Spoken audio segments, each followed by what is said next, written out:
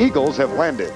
It's the Eagles against the Bills coming up after this message from your local station. A nearly perfect day in December in Buffalo, New York for this afternoon's meeting between the Philadelphia Eagles and the Buffalo Bills.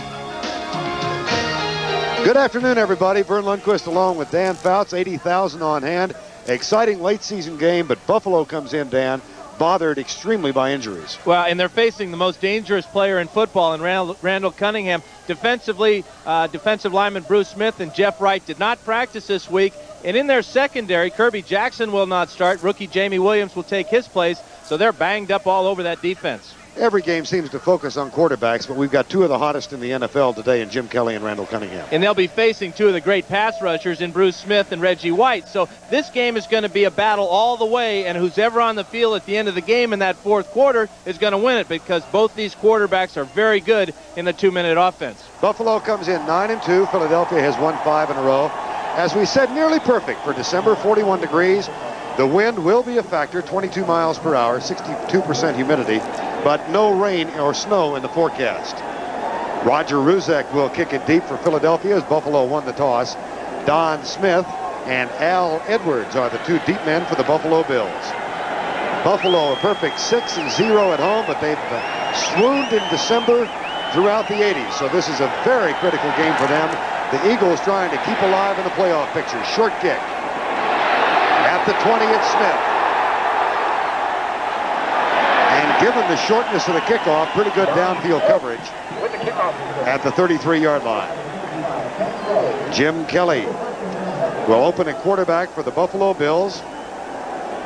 And he will be joined offensively by Wolford, Richer, Hull, Davis, and Ballard up front. The tight end is Keith McKellar.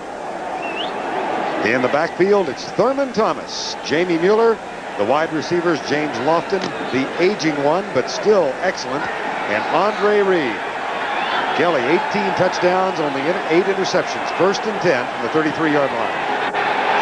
They open with a double tight end lineup. Handed off up the middle to Thurman Thomas. And defensively, for the Philadelphia Eagles, second in the league against the rush. White, Golick, Brown, and Simmons, no huddle offense. We'll get the rest of the lineup. Joyner, Evans, and Small of the linebackers. And the secondary, Smith, Allen, Hopkins, and Waters. No huddle out of the shotgun. Pass is caught. Lofted. Downfield block from Mueller. No flags. Touchdown.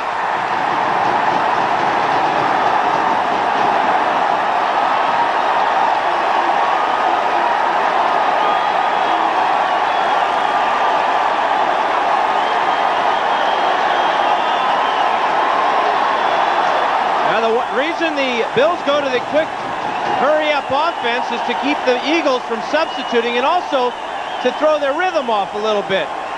You see Lofton coming across the middle. He beats the rookie Ben Smith, and now he'll pick up a convoy down the sidelines. That's number 41, Mueller.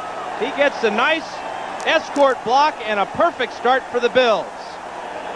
63-yard touchdown, second play of the game. Scott Norwood's extra point is up and good. 34-year-old James Lofton's third touchdown reception of 1990.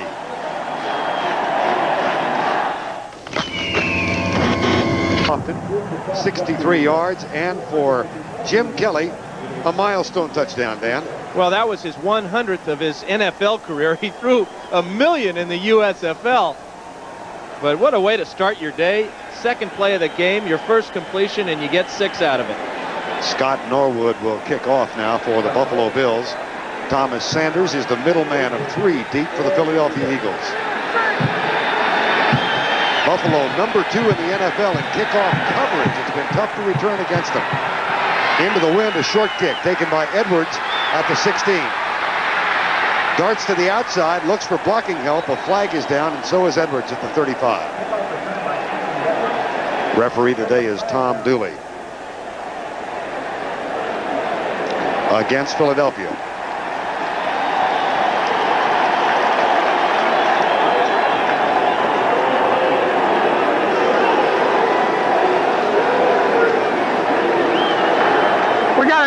block. Number 43 on the receiving team. Touchdown. That's Roger Vick, erstwhile New York Jet. And Randall Cunningham, after the penalty comes on, Cunningham having a terrific season. 21 touchdowns and 8 interceptions, but 19 of those touchdown passes and only 3 of those interceptions have come since the second game. Slow start, he's really come on. First down from the 19. Inside handoff to Keith Byers. That's a rare sight in Philadelphia these days. Byers carrying the football. He's become much more of a pass receiving threat in the last couple of years. Heller, Ben Tamburello starts for an injured Mike Shadd. Alexander, Solt, Singletary, and the tight end Keith Jackson. And in the backfield, it's Anthony Toney, who did a great job last week with Heller on Lawrence Taylor, joined by Byers, the rookie wide receivers, Fred Barnett and Calvin Williams. And Tony's going to have his hands full because the Bills have pass rushers on both sides of the line of scrimmage. They got Cornelius Bennett coming from the left side and Bruce Smith from the right side. Now the referees are talking to the Bills right now about a uniform problem. Nate Odoms is going to the sidelines. He has Vaseline on his arms or something shiny, and the referees made him go to the sidelines. They're going to wipe it off. He's not the only one, and we'll talk about that in a minute. Second down from the 25. Byers in trouble. Caught and dropped at the 21. Ray Bentley leads the charge. Leon Seals almost got into it. Yeah, and I think our officials are going to have their hands full today. This is a time of year where you get into the dog days of the season. Tempers start to flare. There's a lot on the line for both these ball clubs. Remember, the Bills are trying to get back in the winning column after losing to Houston last week, and they know they don't play well in December, but they play awfully well here at Rich Stadium. Marv Levy looks on. 3rd and 7. 7-0. Buffalo leads it on a 63-yard touchdown toss. Kelly to Lofton. Byers in motion. He'll line up in any of 5 positions. Rush coming from the outside. They hand it off inside. But that will be short of the first down by a yard. And Leon Seals makes the tackle on Heath Sherman, number 23. Well, the one thing that the Eagles wanted to do was to take this crowd of 80,000 out of the game early. Well, they failed in that quest thanks to the Lofton touchdown, but also thanks to the Bills' defense. They went out there and shut down the Eagle offense in just 3 plays and forced this punt. Jeff Feagles will ride the wind with the punt. He is having a superb year. And Al Edwards, who replaced Chris Hale at the punt return spot after Hale's injury, is back. High snap. Feagles, returnable by Edwards. Almost dropped it. And then he is dropped at the 33-yard line. So Buffalo scores on its second pass play. Philadelphia can't get a first down. The Bills have it back, leading 7-0. And that's really no way for a author of children's books to look. Maybe they're scare books meant for Halloween. Yeah, he's the villain today. Ray Bentley writes children's books as an avocation. He has written 2 thus far. And his nickname is Darby because the main character is Darby in his book. Oh, they got all the... Cornelius Bennett. And Buffalo. 1st and 10. They lead 7-0. Toss comes to Thurman Thomas. Jesse Small gets blocked out of the play. You will find throughout the afternoon an inclination of the Buffalo Bills to run to their left. And it was Jeff Fisher's concern as the defensive coordinator of the Eagles that they would run at Jesse Small. Well, and this is Jesse right here. And he is the most vulnerable of all the Eagles as far as the run's concerned. He's a young guy in the league. No huddle offense, Andre Reed. Got to be quick with these guys. Boy, no kidding. Reed had the first down, too. He circled back and fell down. Tried to get back up and get forward for the first down, but he might have come up a little bit shy. And again, they'll go with the no-huddle offense. Thanks for the warning. Now they will huddle. Anyway, getting back to Jesse Small, the Eagles fear that the Bills run the ball extremely well to their left side behind Will Wolford and the tight end McKellar on that side. And Jesse Small at 6'3" and 240 pounds, although he's big, he has a lot of area to block, and he doesn't play the run as well as he will later on. They come left again, and this time the contact is huge. Byron Evans is there. So is Britt Hager, who had a marvelous day last week against the Giants, number 54. It was Kenneth Davis on the carry. Just enough for the first down for Buffalo, but not by a whole lot. Nice hit in the hole there by Wes Hopkins on the blitz, number 48. And again, we go to the hurry-up offense. 1st and 10, Buffalo from the 46. Kelly back. Pressure. Chased by Joyner. Finds a wide open James Lofton. Whoa, blown coverage by somebody. And it could have been Ben Smith. He was the closest to James Lofton. Well, what happens here is Kelly buys some time by rolling out to his right, and Smith just drops the coverage on Lofton, and then Lofton has to be very careful with this catch. He almost dropped it. Again, the no huddle out of the shotgun. Kelly back. This time caught by the tight end, Keith McKellar. That's a gain of 4 to the 30-yard line, and they will go without a huddle again. And this is throwing off the timing of the Eagles' defense. They like to move people around a lot, but this is forcing them into more base coverages, and it is giving them some problems right now, especially the rookie Ben Smith. Blitz coming on this down. Thurman Thomas, he is caught at the line and dropped for no gain at the 30-yard line. Reggie White, number 92, makes the tackle, helped by Byron Evans. Jeff Fisher, as we said, is the defensive coordinator of the Philadelphia Eagles. That's Jeff standing next to Buddy Ryan. Told us last night he was concerned primarily about the Bills running left. Outside. Hard count given by Kelly. And then all the finger pointing back and forth.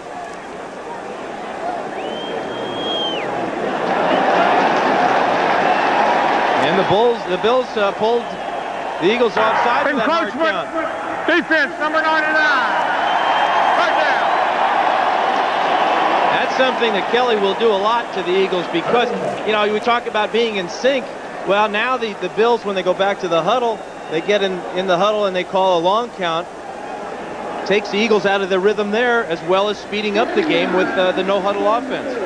Saw Frank Reich signaling in the play. And now the Buffalo Bills go with a jumbo offense, which means Mitch Farad is in as a backup guard, or an extra guard. 3rd and short. Kenneth Davis. No, he did not make it. And that means that Scott Norwood will get the call for the field goal. Seth Joyner, who, again this year, Buddy Ryan says is having a Pro Bowl type season, made that tackle. Norwood comes on. He's 14 of 22 for the season. And he is the all-time scoring leader for the Buffalo Bills, now in his 6th year. One of the USFL veterans. One hears that word less and less these days. And he's going to be going right into this win, so this is no gimme. Not at all. 43 yards officially.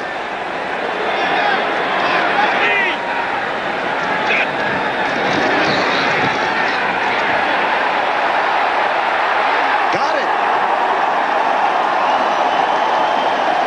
And he's not unhappy about it. Buddy Ryan's bunch has fallen behind 10-zip on a 60-er, and Byron Evans, 2 of the 3 starting linebackers for the Eagles, trying to tighten things up defensively. And now Scott Norwood, the author of that 43-yard field goal into the wind, will kick it deep to Thomas Sanders. 10-0, Bills lead.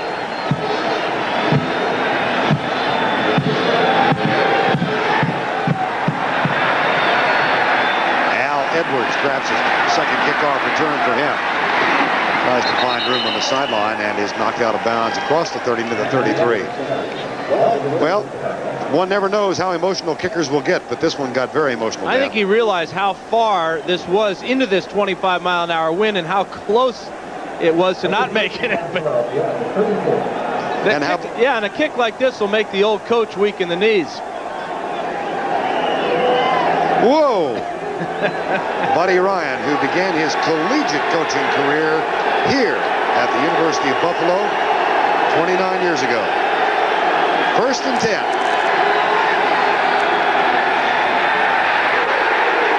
Nothing going.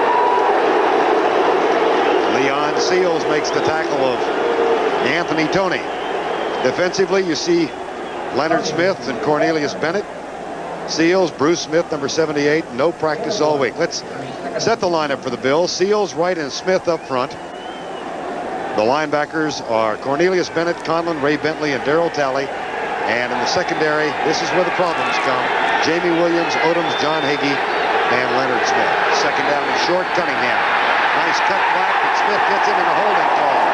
It's Talley, Darryl Talley, who gets there first.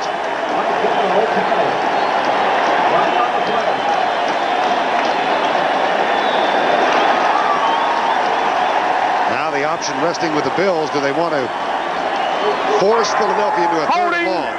61 offense. Penalties decline. Third down.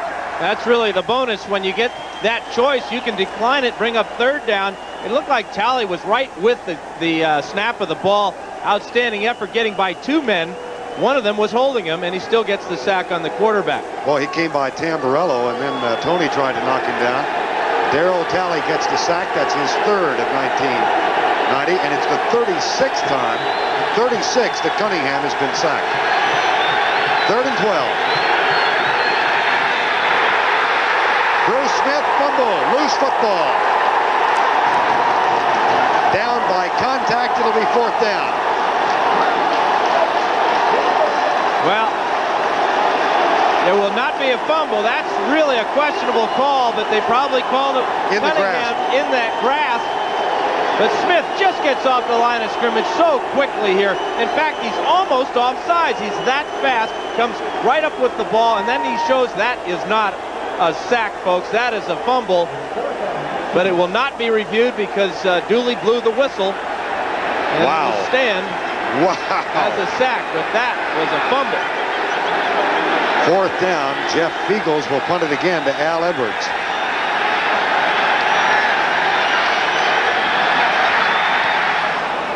Beautiful punt. Edwards over the shoulder at the 26. This is an outstanding Buffalo special teams squad. And Bruce Smith with his 14th sack of the season. And that puts him just one behind the NFL leader, Derek Thomas of the Kansas City Chiefs. The Bills have been very effective offensively with going with this no-huddle offense, and especially the quarterback, Jim Kelly. He's completed all 4 of his passes for 91 yards, and 3 of those completions and attempts came from the shotgun formation. So everything is working right for this man, Marv Levy, right now. And, of course, the biggest of the 4 was the second play from scrimmage. That was a 63-yard pass to James Lofton for the touchdown. This time they go with a huddle. Buffalo leads it 10-0. Thomas comes left again. Jesse Small gets knocked down again. And it's a big gain again, short of the first down by half yard. Thomas is having an outstanding year. He is averaging about 5.5 yards every time he carries the ball. McKellers comes over here and just fights off Small and knocks him to the ground, and that's what the Eagles have to shore up that part of their defense. Andre Reed splits the difference. There are no flags. Touchdown, Buffalo.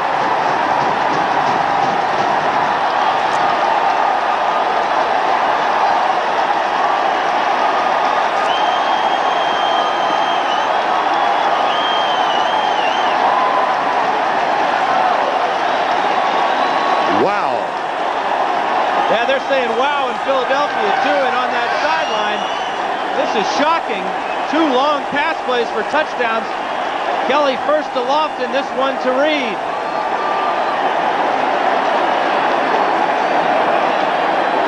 Andre Reed's 4th touchdown of the year. That one 56 yards. Scott Norwood. Extra point. Good. And mind you, both touchdowns, all 17 points, into a 22-mile-an-hour wind. And the Eagles, with that wind at their back, have yet to throw a pass.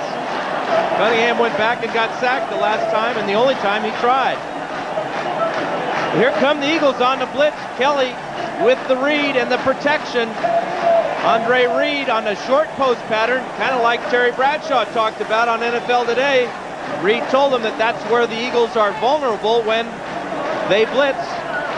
And you see Reed just looking around, checking for flags and enemy players. Easy touchdown.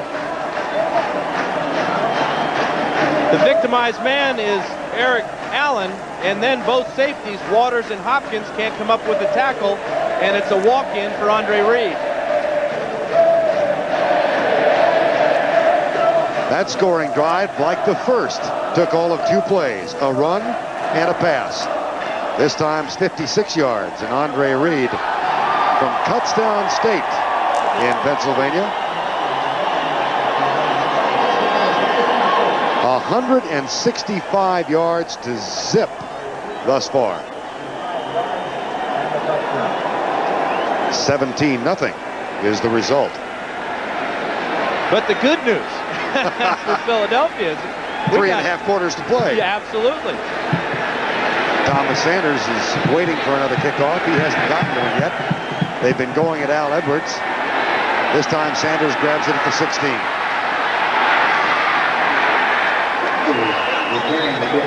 And Randall Cunningham and the explosive, usually explosive Philadelphia offense getting ready to come back on the field.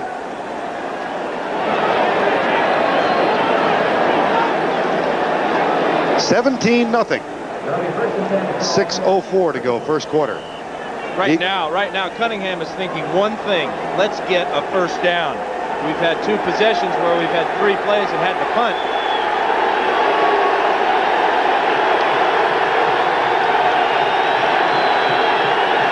Myers out of the backfield. Tony gets the handoff, and again he's stuffed. Leon Seals leads the way.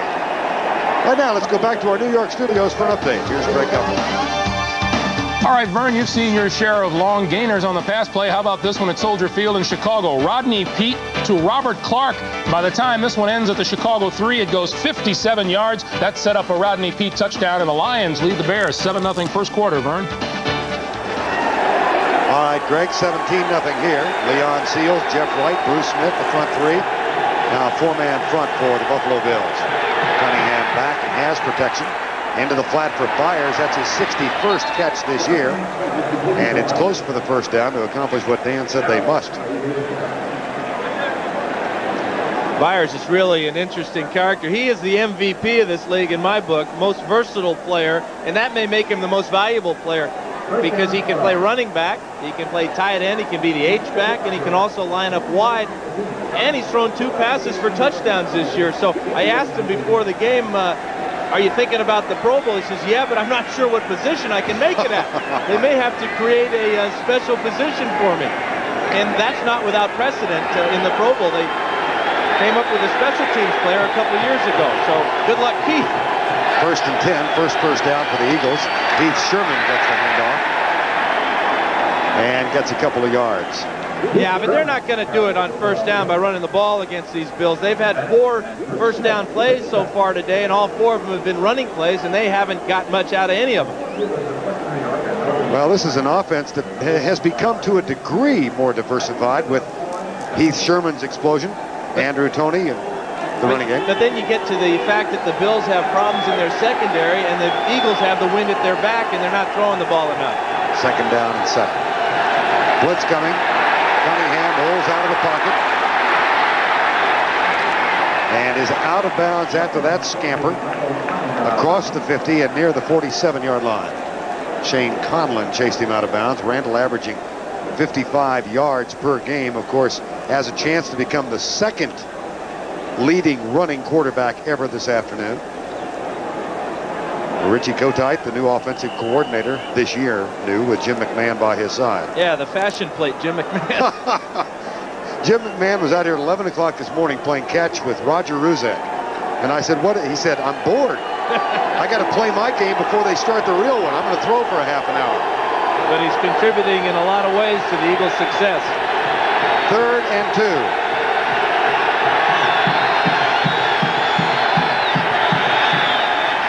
Sherman. Nowhere to run. Bruce Smith made the initial contact, and he and Heller are going at each other.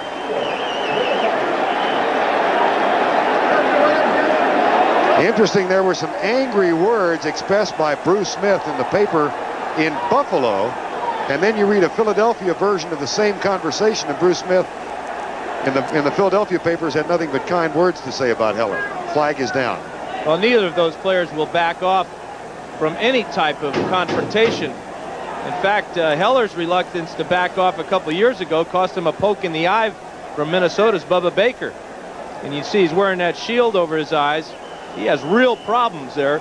He has to put an ointment in his eye every day so that he can see properly. If he doesn't, the eye will dry up and cause him all kinds of pain. Matter of fact, he has a civil lawsuit pending, does he not? Well, he's got it in the works. That was a delay of game penalty, by the way. No personal fouls. So it is now 3rd and 7. Cunningham with pressure. Across the middle, incomplete.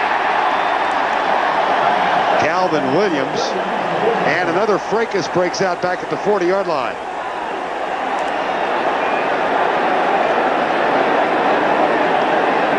And I guarantee you, it's Ron Heller and Bruce Smith again.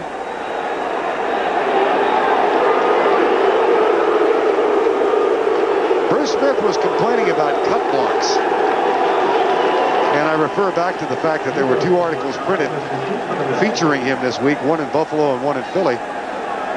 And in the Buffalo version of same, he indicated that he thought Heller was a practitioner of that practice. 4th down, Eagles. Almost blocked by Tasker, and he's blocked 1 this year. And a fair catch called, whoa, at the 15-yard line. Randall Cunningham got a 1st down, but then the team had to punt, and Buffalo's got a 17-0 lead and the ball.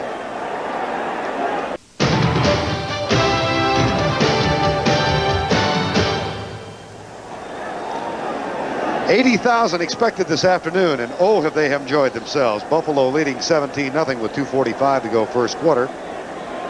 Here's how it happened. Second play of the game, Lofton, 63 from Kelly, following a Philadelphia punt and another long pass. Scott Norwood's 43-yard field goal.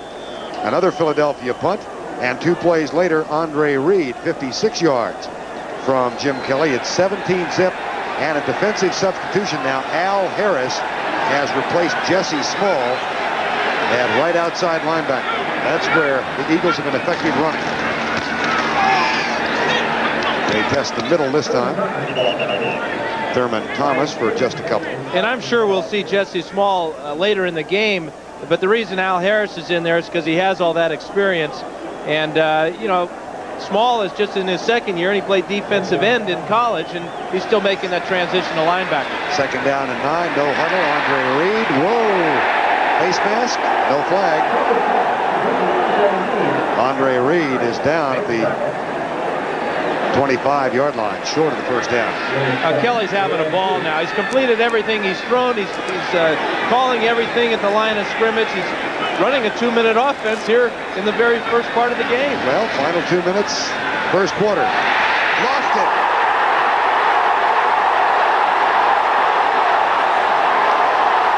Mueller again. Lofton again, out of bounds at the 3.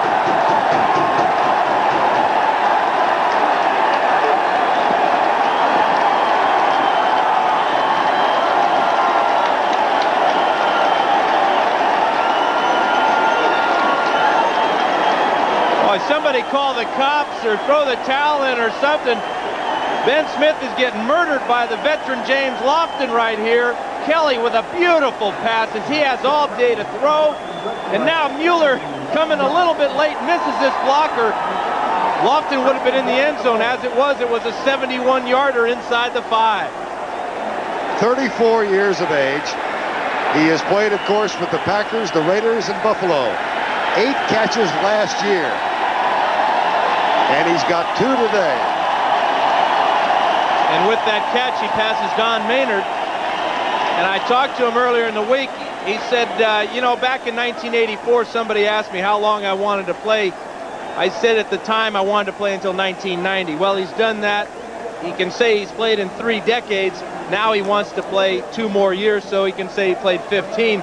He could go right into the Hall of Fame based upon the game he's having today. Now that's a well-earned grin. Andre Reed and James Lofton. Picked up after the season started last year. Had been with the Raiders for a couple of years after that long career with Green Bay. Look at these passing yards. And this is an Eagle team that averages giving up only 210 passing yards per game. And Jim Kelly has yet to throw for a 300-yard game this year. He may do it here in the first quarter. Remind you of anybody? Well, you know, with those kind of numbers and the way things are going, we better get looking at that all-time record of Norm Van Brocklin, because that's 554. Kelly's almost halfway there. Well, we saw Montana chase it earlier. First and goal. 3 tight ends in. Butch Roll is the third. All he's done is catch 8 passes in a row for touchdowns. This time it's Thomas for the touchdown. There's Roll, decoy. Flag is down. The flag came after the touchdown. The touchdown will stand.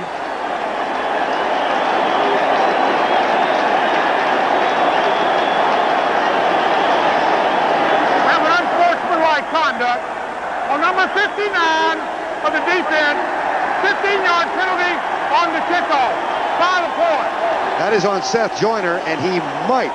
Now, he didn't bump an official. He would have been ejected. I saw him arguing with the official deep in the end zone, but it's not a Mark Bavaro play where Bavaro was kicked out for pushing the official.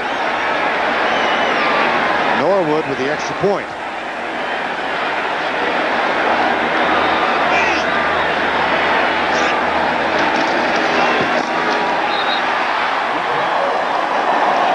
Like it was deflected, but it still went through. Everything's going through for Buffalo. 3 touchdown passes for Jim Kelly against a Philadelphia Eagle team that has won 5 in a row and destroyed the Giants last week. And this was Kelly's first completion after he huddled the team up. Thomas there easily gets into the end zone, and I think what Joyner is arguing about is he was picked. Here he is, number 59, coming to the outside, and he's going to have a wide receiver run into him. His responsibility was Thomas, and Seth Joyner has a heck of an argument there that that was an illegal play by the Buffalo Bills. Now, Jamie Mueller got the block, and you can see Joyner saying, watch it again. Number 59, that is just illegal as all get out. Jamie Mueller went in there and tried to block Seth Joyner. The officials didn't see it, and that's why Joyner argued so much that he got a 15-yard misconduct penalty. But he had a heck of a case there. Watch Jamie Mueller here. He'll come inside here, and this is Seth Joyner.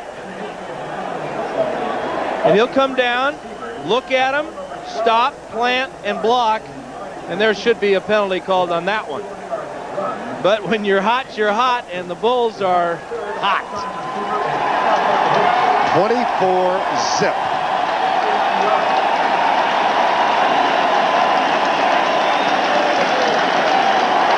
Now, the Bills are hot, too.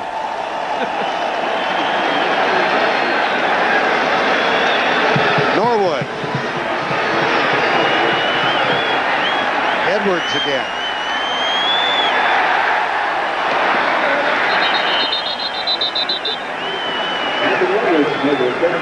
And the Eagles offense comes back on the field. Injured player down. And again, the goal for the Eagles at this point is to just get a first down, get some type of drive going, so where they can give their defense a breather on the sidelines and get some points on the board. They do have a lot of time, but they're down 24-zip with 1:14 to go in the first. Mark Pike was the injured player, number 94 for Buffalo. He is on the line, on the sideline now, limping just a little bit. Randall Cunningham. Backs are split.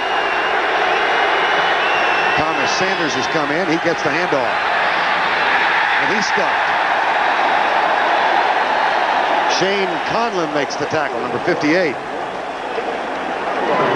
Well, 1:02 remaining, so one record may be safe for the Buffalo Bills. The record number of points in a single quarter is 31. This is a team, remember, against Denver, they scored 20 points in what? A minute 17 earlier this year. And they have put up some points this year. They scored 45 against Phoenix, and they are the leading scoring team in the NFL. Well, Philadelphia's number 2. Well, they better get started. 2nd and 9. Double team on Smith. Byers did a fine job to hang on to the ball. Marvelous catch. He really got tagged by Leonard Smith just as the ball was getting there. And the clock now shows 19 seconds to go, first quarter. Leonard Smith, erstwhile St. Louis and Phoenix Cardinal, known as one of the harder hitting defensive backs in the league. Not great speed. Well, it has been something. See if the Eagles can get one more playoff before the quarter ends. No, they do not. That is the end of the first quarter of play with our score: Buffalo 24 and the Philadelphia Eagles nothing. Football League is sponsored by Mitsubishi. The word is getting around. UPS now offering 10:30 a.m. guaranteed overnight air delivery. And by Miller Genuine Draft, with a reminder to please think when you drink this holiday season. It is relatively balmy in Buffalo on this first weekend in December, and especially so if you're a Bill fan, with Buffalo up 24-0 as we start quarter number 2. Vern Lundquist and Dan Fouts. James Lofton. And there's Mitch the Wrestler Farad on the sidelines. Here's Cunningham. Dropped. Leonard Smith defending. Calvin Williams dropped the ball. 4th down.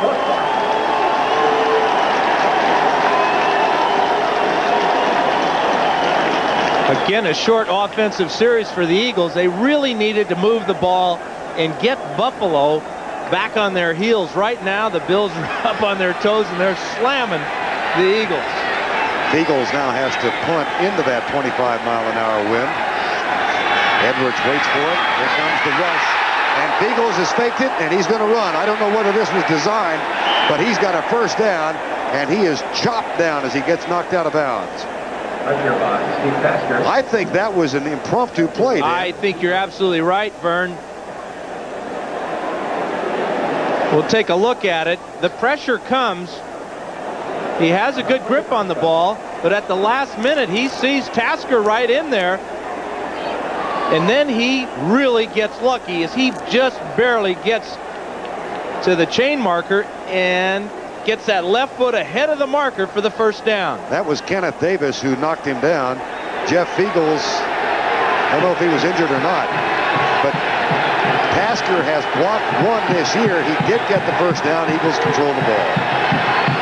24-zip.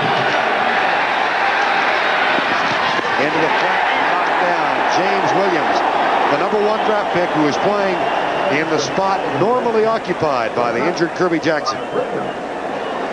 Don't forget, coming up next Saturday, one of the classics of the college football season for us at CBS, 2 o'clock Eastern time, the annual Army-Navy game.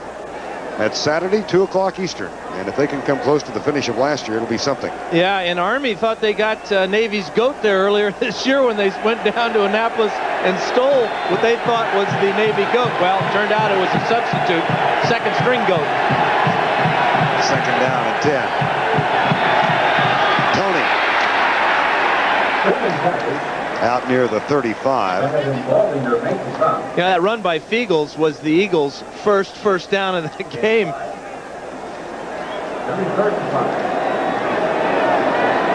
First down other than the pass that Cunningham threw. And that's not the way Richie Kotite and Buddy Ryan drew it up. Feagles, who has gotten this spot because of the injuries to John Pelchik.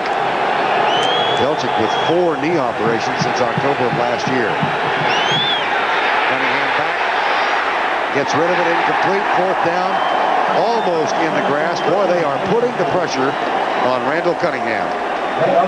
What they're doing is they're bringing the ends up the field and just collapsing the pocket. Bruce Smith has so much speed that he just beats Heller right now from the line of scrimmage, forces Cunningham up into the middle of the pocket where Seals and Wright are, and Randall Cunningham's not getting any chance at all to throw the ball. Well, keep your eye on Steve Tasker, number 89. I'm sure Feagles will. This time, Tasker is held up. Edwards spins out of one tackle and is down at the 29-yard line. Harper LaBelle makes the stop. 43-yard punt, 7 on the return. Buffalo on top, 24-zip. Oil Shaver. This game summary is sponsored by AT&T, the right choice. No misprint. We played a little more than a minute of the second quarter. 248 Buffalo yards, 33 for Philadelphia. Kelly, perfect thus far. 3 touchdowns, and Lofton has caught 3 for 154. And the Eagles, as everybody knows, they live by the blitz. Well, this first quarter they have died by it. Kelly has burned them deep to Lofton twice and Andre Reed. 16.5 yards per play. That ain't bad. First and 10. They come right this time. Thurman Thomas. McKellar gets a block on Joyner, and Thomas picks up another quick 10 yards out near the 41-yard line. Andre Waters made the stop. Boy, McKellar's is having a great day blocking. That time he just pinned Joyner inside, and Thomas, with all his speed, got around the corner very easily. At the 40 out of the shotgun, Thurman Thomas. And for one of the rare times, the offense is stopped. Well, that's really the only thing the Eagles can hope for, is that the Bills will get tired right now. Here they go again. No huddle. Out of the shotgun.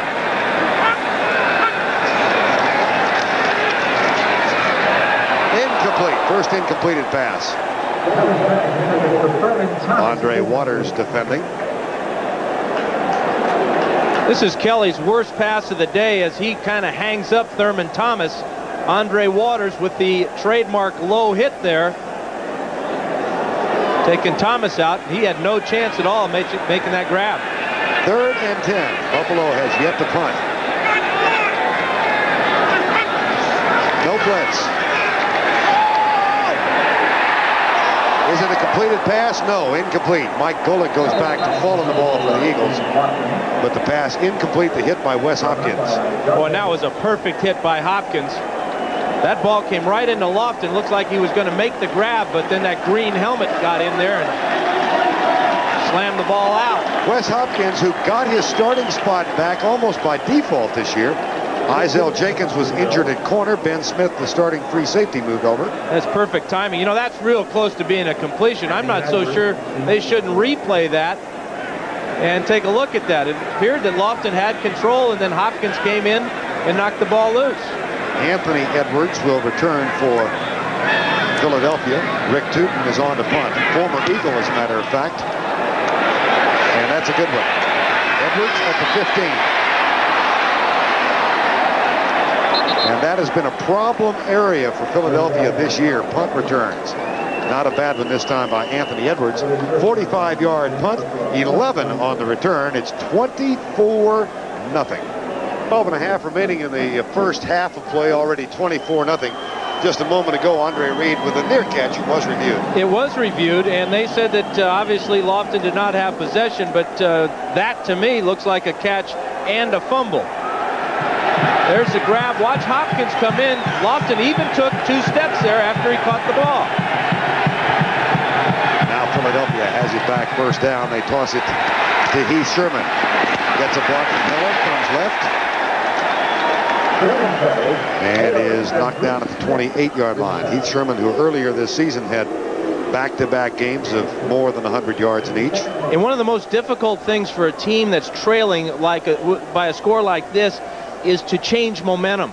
Obviously the Bills have it all right now, and the way you change momentum is with a big play, either a pass play or look for Cunningham to make a long run, but the Eagles have to do something to get momentum on their side. 2nd and 9. Here's a guy who could do it. Gets a block from Tony. Gets another downfield block. There's the big play for Philadelphia. Randall Cunningham's longest run from scrimmage this year, a career long, was 52. That time, he's only 2 yards short. Well, he is the most dangerous player in the entire game, and this is why. He can go in the pocket, read the defense, and throw it, or he can just take off running, and he runs better than any quarterback ever has once he's across the line of scrimmage. He sets his blocks up well, and then at the end of it, he'll get as much as he possibly can and get out of bounds. But that's the big play the Eagles need. Now they need to capitalize on it, get 6 points. That was good for 50. Ball at the 21. Tony up the middle, inside the 20, down to the 18-yard line. We were chatting with Randall Cunningham last night. He has an outside chance of becoming the first quarterback to ever throw for 4,000 yards and rush for 1,000. He said he thought the 1,000 yards rushing was more, he could get closer to that than he could 4,000 throwing. And you know, the thing about Cunningham is he's so concerned with winning, he won't start thinking about getting those 1,000 yards probably until the last game of the year if he's within reach at that time. Yeah, second half against Phoenix on December 30th, maybe. 2nd and 7. Play fake, good fake by Cunningham. In the end zone, touchdown. Keith Jackson.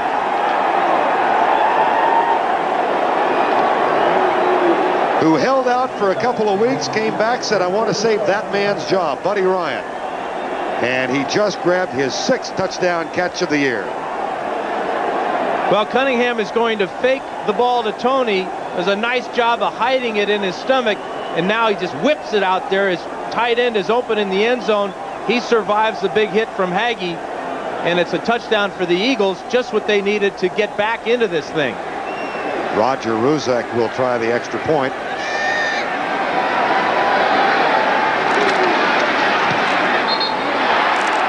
No good.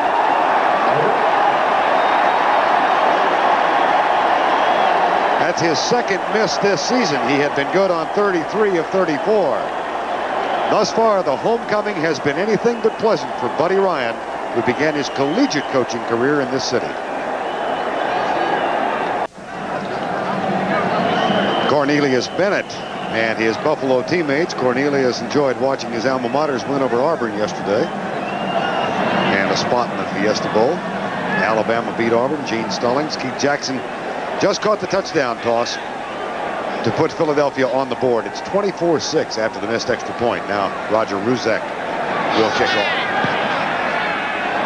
That's very short into that strong wind. Don Smith. And good downfield coverage at the 28. Let's go back and watch the play action pass that set up the touchdown. Well, we're in the red zone here. Here's Cornelius Bennett and Keith Jackson. Bennett should try to hold up Jackson, but he doesn't. Jackson gets off the line of scrimmage clean. There's the fake that holds the other linebackers inside there. Cunningham looks off the secondary just long enough to sneak this ball in for the touchdown for the Eagles. And that was Cunningham's 99th career touchdown pass. So we've got a little duel going there, too, between he and Jim Kelly. We thought we would. At the 28. Don Beebe has come in as a wide receiver now. That's McKellar in motion. Hand off to Thurman Thomas. Seth Joyner makes the initial contact behind the line. And is given credit for the tackle. Jerome Brown, number 99, also back up. Mike Pitts, of course, injured for the Eagles. Mike Golick has taken his spot. And now the no-huddle offense, and Thomas comes out wide to the right. Shotgun formation. Kelly deep left side, man wide open. Beebe the speedster. And he had turned Eric Allen around, and Kelly knew he had him. Beebe, who has been bothered by a hamstring this year. Boy, and Jim Kelly would love to have that one back. That's his first long throw with the wind at his back. And you know, Vern, I'm a little bit confused. I thought it was easier to score with the wind at your back than going into it. But all our scores today have been going dead into this 25-mile-an-hour wind. James Lofton. And here's the pass complete. A flag is also down. Thurman Thomas with a catch. There are 2 flags on the field.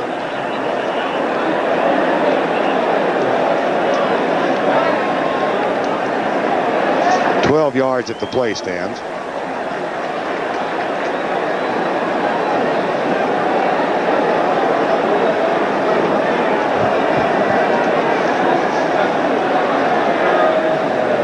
May have been somebody lining up offsides or illegal motion.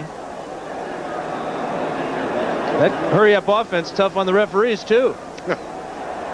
Disregard the flag. There is no foul. Why? I wish they would tell us why. Yeah, if they saw something and they throw a flag and then they pick it up, we ought to have the right to know why. Here's the effect of the wind today, and it's a strong breeze. We've seen those shoe boxes being thrown around today. And if you missed the NFL today, you missed Dan throwing one right on target, a shoebox that is, 67 yards with the wind. Well, and now they take the ball back to the original line of scrimmage, and they're disregarding the completion of Thomas. What's going on? We had a substitution by the offensive team, and we had a quick snap by the offensive team. The defensive team did not have time to substitute. We have a warning to the coach. It is 4th down and do-over. thank you, Mr. Dooley. James Lofton, a medical report from the bench. A thigh contusion, C-O-N-T, and he may not return. He's had a big day already. They'll go deep again. Wide open. Dropped. Beebe. Well, Dan, you said you thought Kelly would like to have the play over. He did. And he threw it perfectly, and Don Beebe flat dropped it. Kelly laid it out there, and he made the proper adjustment, knowing the wind is at his back. And Don Beebe just couldn't come up with a grab. He was probably thinking about his end zone dance or something. Tootin will punt it. And Anthony Edwards back at the 30-yard line. Eagles coming with a full rush. Edwards, fair catch made at the 33-yard line. Well, Don Beebe, the speedster, a third-round draft choice last year. The middle of the field is wide open, and that's where Kelly's going to throw it. He leads his receiver perfectly. I don't see a defensive back there. Eric Allen must be on the ground somewhere. But Beebe, it appeared that he quit running to the ball. The ball's kind of sailing away from him, and it looked like he was surprised that the ball wasn't closer to his body. I don't think he got a case of the alligator arms there. I think he just misjudged it. Eagles scored against the wind last time they had it. Here's Keith Byers' second carry, and he plunges up the middle across the 40 near the 43-yard line. Tackle is made by Carlton Bailey, who has replaced Ray Bentley at linebacker. And I'm kind of wondering why the Eagles aren't into their hurry-up offense. I think they could have the same type of results that the Bills have had so far today. Rich Kotite, the offensive coordinator. A lot of time left. 17-point, or actually 18-point difference with that extra point that was missed.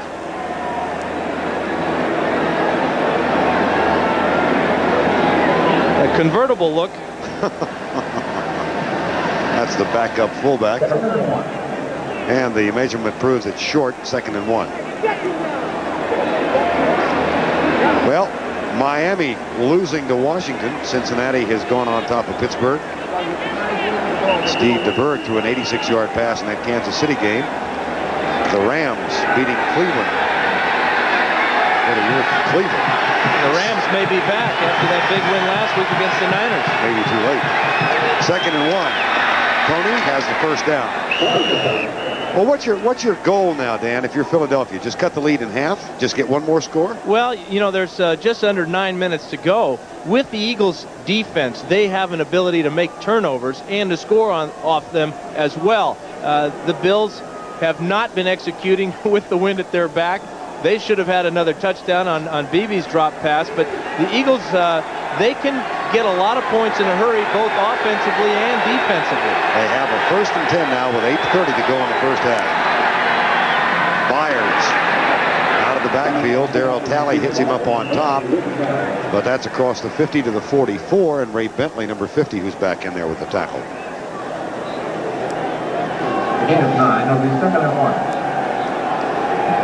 Randall Cunningham now 4 out of 8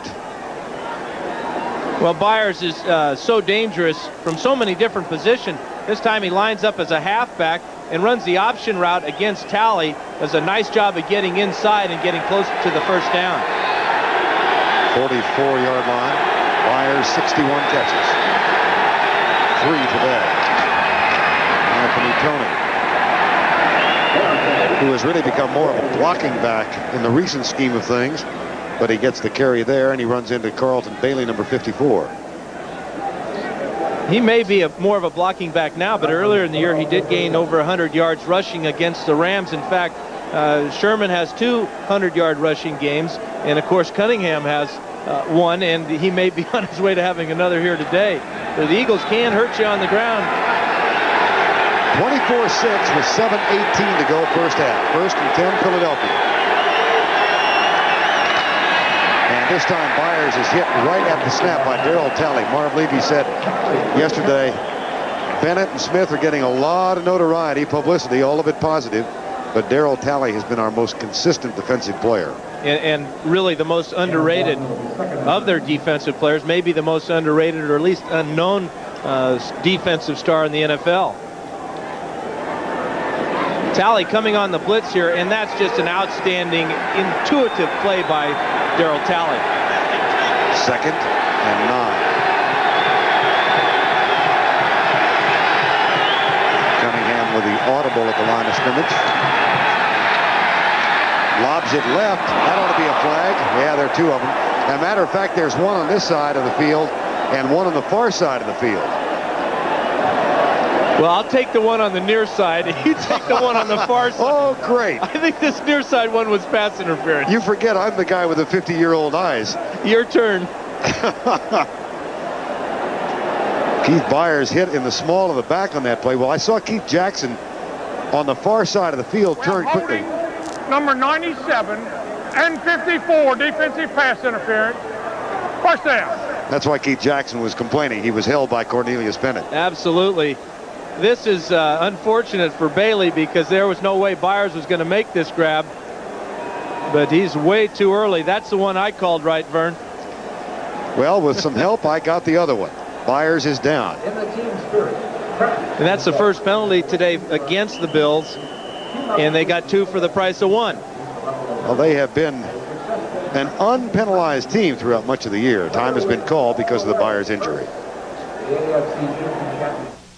The 91st Army-Navy game next Saturday.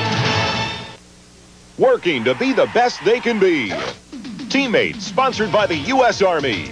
In 1985, the Chicago Bears put together one of the most dominating defensive lines of all time. Tackles William Perry, number 72, and Steve McMichael, number 76, put up a massive wall in the middle, while ends Richard Dent, number 95, and Dan Hampton, number 99, made the flanks unreachable. Individually, each has known stardom. Together as teammates, they helped win a Super Bowl. And Who's on CBS next Sunday, a big doubleheader. Dan and I will have the pleasure of being in New York for Minnesota and the Giants. 49ers at Cincinnati and Phoenix at Atlanta. Then the second game, most of you will watch the Chicago Bears at the Washington Redskins. Washington still alive for a playoff spot. And they have a 21-0 lead right now. Chicago struggling against Detroit, but that's a big one as the second half of our doubleheader next week. 24-6 here, 6:28 to go first half. It's 1st and 10 at the 36-yard line. Keith Byers has been helped to the bench. We'll get a report. Cunningham in the flat. That's Fred Barnett, his rookie wide receiver from Arkansas State. And Barnett refuses to go down and is inside the 20-yard line. 17-yard gain.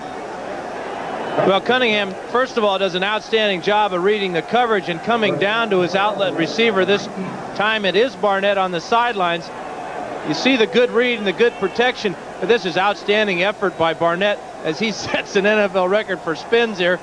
There's 1, 2. He's getting a little bit of help here as he goes through that revolving door of Hank Strams and picks up about 6 more yards. And getting a little dizzy. Keith Byers, a bruised knee, but he's right back in the lineup.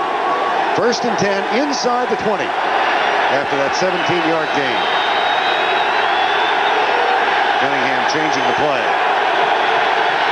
Has to call timeout. Yeah, the one thing he can't change is the clock keeps running all the way down to 2 seconds, that play clock. got him. You saw a lot of confusion there as he's trying to straighten out his running backs. And then he has to turn around, read the defense, and get the cadence going. So that's a smart timeout by Randall Cunningham. It's always good to go over the sidelines and go to the source, go to the expert. You have a chance to stand there and listen to what the coach wants, knowing that the coach is in communication with the other coaches in the press box. Kotite is getting information as to what type of defense the Bills are in, and now he can tell that directly to Cunningham. And so when he calls the play, he'll say, this is, you want to look for this safety here or that linebacker, and it's a real benefit to call a timeout in that situation. Randall Cunningham, of course, worked under Ted Plum as the offensive coordinator last year, and said last night he thought this discipline, he liked Ted Plum's offense, but this one was a little more disciplined. Yeah, and it's discipline, and yet it allows Cunningham to add lift. So a contradiction in terms there, but everything's working fine, at least up to this point for the Eagles this year. 1st and 10, 5:31 to go, first half. It's 24-6 Buffalo. Play fake again. Cunningham for Jackson at the 10. Looks for blocking help and has a 1st and goal at the 3-yard line.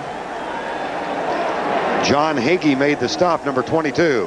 And that was really well time spent on the sidelines, because this is an unusual little bootleg here. You saw Jackson come in on motion and then reverse his field, and he is wide open. Really well-designed play by Kotite. And this gives the Eagles the ball inside the 5-yard line. Keith Jackson, 2 catches now for 34 yards, 1 a touchdown. 1st and goal from the 3.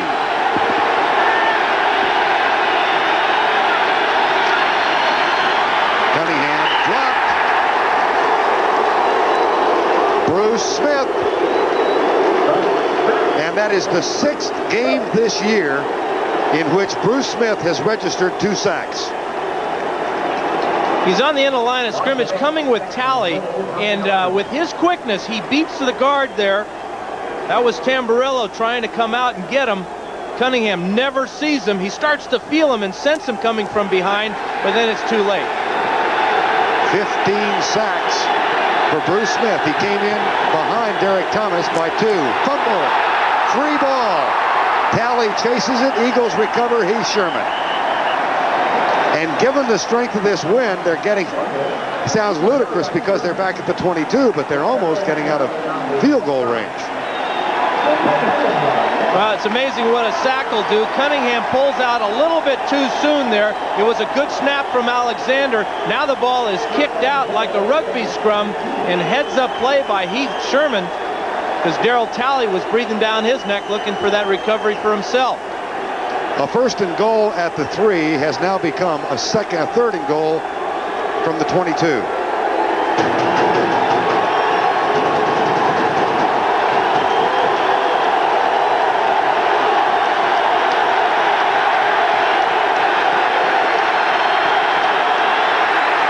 Here comes Smith. There goes Cunningham. And the Eagles will have to settle for a field goal after Leonard Smith makes the tackle. Cunningham may have made a mistake when he decided to run. He doesn't make a mistake by stepping up in this pocket because Smith is coming again. But right here, he should have pulled up and looked for a receiver. 3rd down, you got to try and throw that ball into the end zone, get that touchdown. Now he's going to have to settle for a very iffy field goal going into this win. Ruzek, 32-yard attempt into the breeze. Eagles will hold. And Buffalo adept at blocking field goals as well as punts. High snap. Got it. Boy, he line drive that one. Ruzek puts 3 more points on the board. So Philadelphia does get something out of it. It's 24-9. Buddy was reminiscing last night about becoming the defensive line coach at the University of Buffalo. He was the head coach at Gainesville High School in Texas. Said he had an offer to become the defensive coach with the Buffalo Bills, but the University of Buffalo gave him a $2,000 raise. That got him up to $11,000. And at the time, he was making more than a head coach at a rival school. At Boston College. Yeah, so. Tell you what, $11,000 in '64 wasn't bad. You know, and especially for a defensive coordinator, I bet at the time that he had a few more titles tacked on to that. He told us last night, instead of money in those days, they just give you a new title. Among those whom he tried to recruit was a young guy out of Schenectady High School in New York who played both basketball and football. And Pat Riley said, I think I'll play basketball and then go on and I'll coach the Los Angeles Lakers. Pretty good move there. Good decision. I think it paid off. Got him into television. Kick taken by Don Smith. And the one-time Tampa Bay second-round draft choice who's made a big impact as a role player for Buffalo brings it back across the 30 to the 32. The Eagles have captured the momentum right now in this ball game. They've scored on both their possessions here in the second quarter. In fact, they've outgained the Bills 141 to 12. Important now, if the Eagles are going to have any chance, they've got to keep Buffalo off the scoreboard. They're only down by 15 at this point. James Lofton is back in the lineup. He was spotted by a thigh contusion. Kelly back, bumps once across the middle for Andre Reed. And Reed is down at the 38-yard line, 2:25 to go first half. No huddle offense again.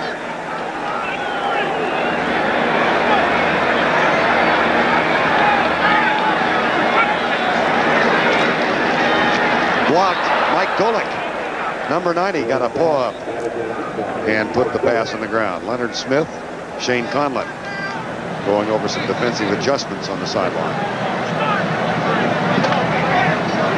Well, they got all kinds of things going on. They got war paint on their face, and they've been all been to the barber, get the little razor cuts in the hair. Blitz coming from the outside, pass incomplete. And that stops the clock with 2:05 to go. And it'll be fourth down. So the Eagles will get the ball back for one last offensive opportunity.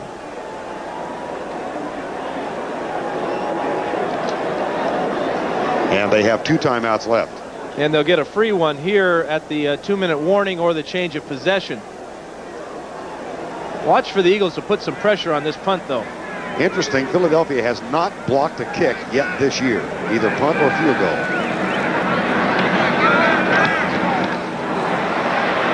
Frizzell coming from the outside. That takes a Buffalo bounce. And Edwards goes away from it. Oh, boy. Inside the 10, a 53-yard punt for a guy who's only averaging 37.9 yards per punt. That'll help out. 1:54 to go in the first half.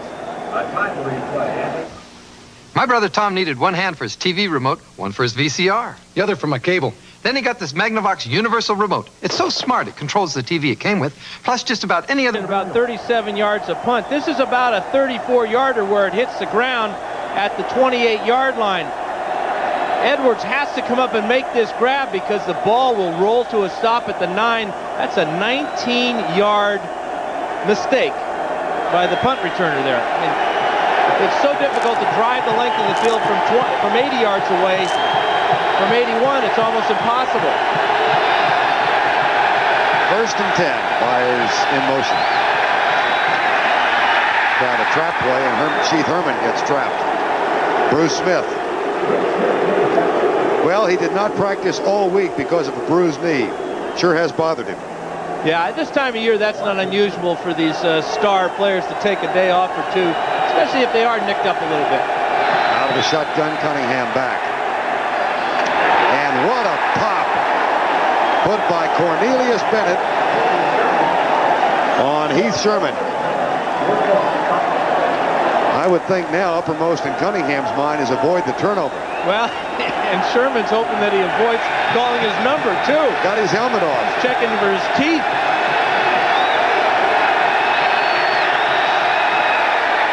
Sherman never moved.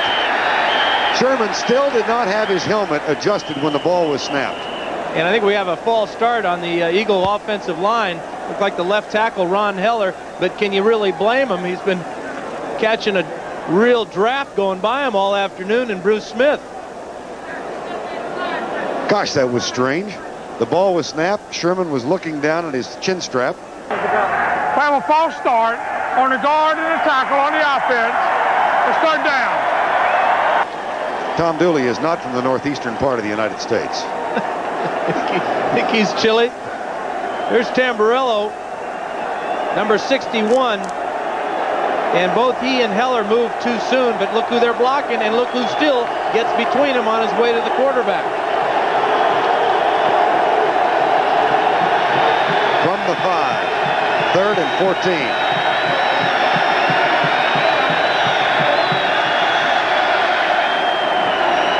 Trying to get the clock set. Will the clock operator please reset the clock for 1 minute and 10 seconds?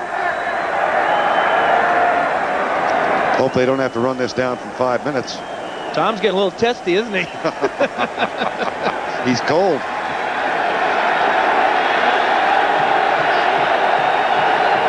Third and 14. Boy, Cunningham has to be real careful here not to just put it up for grabs. A turnover here will kill the Eagles. And a sack in the end zone is not outside the realm of thought. Here comes Smith. There's Cunningham. Dodges left and puts it way downfield for Fred Barnett, who has the catch. And the race is on. There are no flags. A 95-yard touchdown.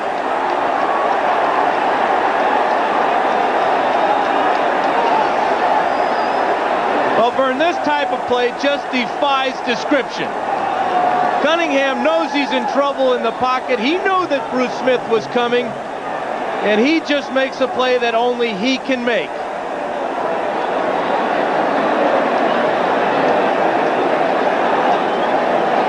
Boy, all the air's gone out of this stadium. And you know, they don't have a replay board here for these 80,000 folks. They're really going to have to wait till the 11 o'clock news to catch one of the great plays of all time. 95 yards, longest pass in the NFL this season. The second longest in Philadelphia history. Ron Jaworski to Mike Quick against the Falcons in 1985. 99 yards. And that was so near to being a safety. That's a 9-point play is what it is. Cunningham will be looking at the rush almost immediately. He knows where he is on the football field, and then just watch his escapability. How does Smith miss him there with the left hand? And now his eyes go downfield looking for his receiver, and Barnett is way down there. He throws this ball again into the wind about 60 yards. There's the alley-oop. Jamie Williams can't make the play. And then that world-class feed of Barnett's, it's all over. The Eagles are in the end zone. And I'm thinking back to something that Fred Barnett told us last night. After the workout in Philadelphia yesterday, Randall Cunningham called the two rookie wide receivers, Williams and Barnett, together and said, look, guys, you're going to be in this league for a long, long time, and I plan to be here for another 10 years. And together we work hard, we can become the team of the 90s. The thing about Cunningham is he's so inspirational, and he really appreciates that effort of his young rookie. Outstanding play. I could watch that play 1,000 times. Smith had him dead in the end zone, took a swipe at him with his left arm. Cunningham ducks, gets out of trouble, throws the ball 60 yards down the field, and they get a touchdown. And you know what else, Dan? What? There was no in the grass call. Don Smith out of bounds at the 31. Well, what an amazing turnaround. 24 points by the Buffalo Bills in the first quarter into the wind. 16 points by Randall Cunningham and the Philadelphia Eagles in the second quarter into the wind. And it's really a strong wind. It's about 25 miles an hour, and it is blowing right at the quarterback here. But Smith working extremely hard. Cunningham took a glance back and saw him, and then the throw is just incredible. It was James Williams, the #1 draft choice, who tried to outleap Fred Barnett for the ball and didn't get there. And here's Beebe behind him this time. And Ben Smith had pretty good coverage on that. At the half, Greg and Terry with scores and highlights from around the National Football League on this week 13. And we've got a 24-16 score here. Kelly, who hit his first 8 in a row, is one of his last 7. He'll run it. Well, he's not that much of a running threat. As a matter of fact, for the season, his counterpart, Randall Cunningham, is averaging 55 yards per game. Jim Kelly had 55 yards for the season on the ground coming in. And they will run out the clock now. They're stunned. Well, and you look back to that missed extra point. The Eagles will call timeout now because they have a chance of going down and getting more points perhaps, or at least trying to block a punt. But it looked, 24 unanswered points for the Buffalo Bills. And the Eagles have responded like champions that they hope to be. Understand that we're having some audio and video problems from our transmission, and our technicians are working on those. We'll get them corrected just as soon as possible. 24-16 the score, 22 seconds to go in the first half of play. And Jim Kelly having used one of the timeouts for Buffalo. Yeah, I'm sure that Cunningham will remember that play for forever. A lifetime. Yeah, and he should, because that's his 100th career touchdown pass. What's he going to do for an encore? I would hope to watch his 200th someday. I'm sure he'll reach that plateau. Must be the shoestrings. Yeah, he's got gold tassels on his shoestrings. He's wearing brand new shoes today. Shoestrings, rather. Gold tips on the shoestrings. You never know. Kelly hit by Reggie White as he lets it go. Incomplete. It'll be 4th down. In that time, the Eagles came with an all-out blitz, and they almost forced the turnover that would have given the Eagles excellent field position. As it is now, with just 17 seconds to go and the wind at Tootin's back, it's going to be tough for the Eagles to get more points, but they didn't do too bad from that 5-yard line back there, did they?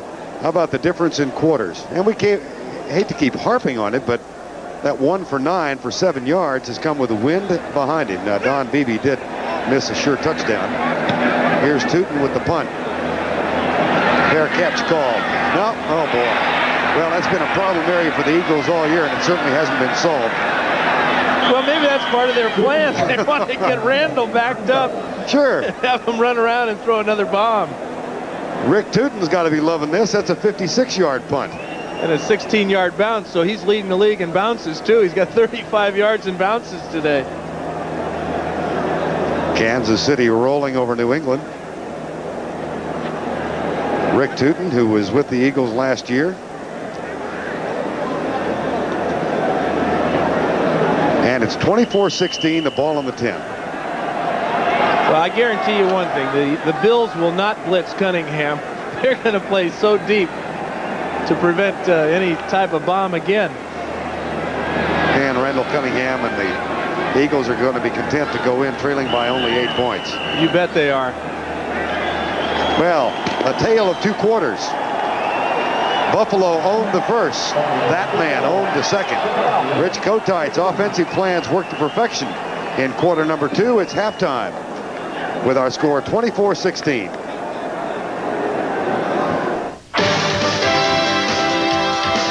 CBS Sports coverage of the National Football League is sponsored by Mercedes-Benz, engineered like no other car in the world.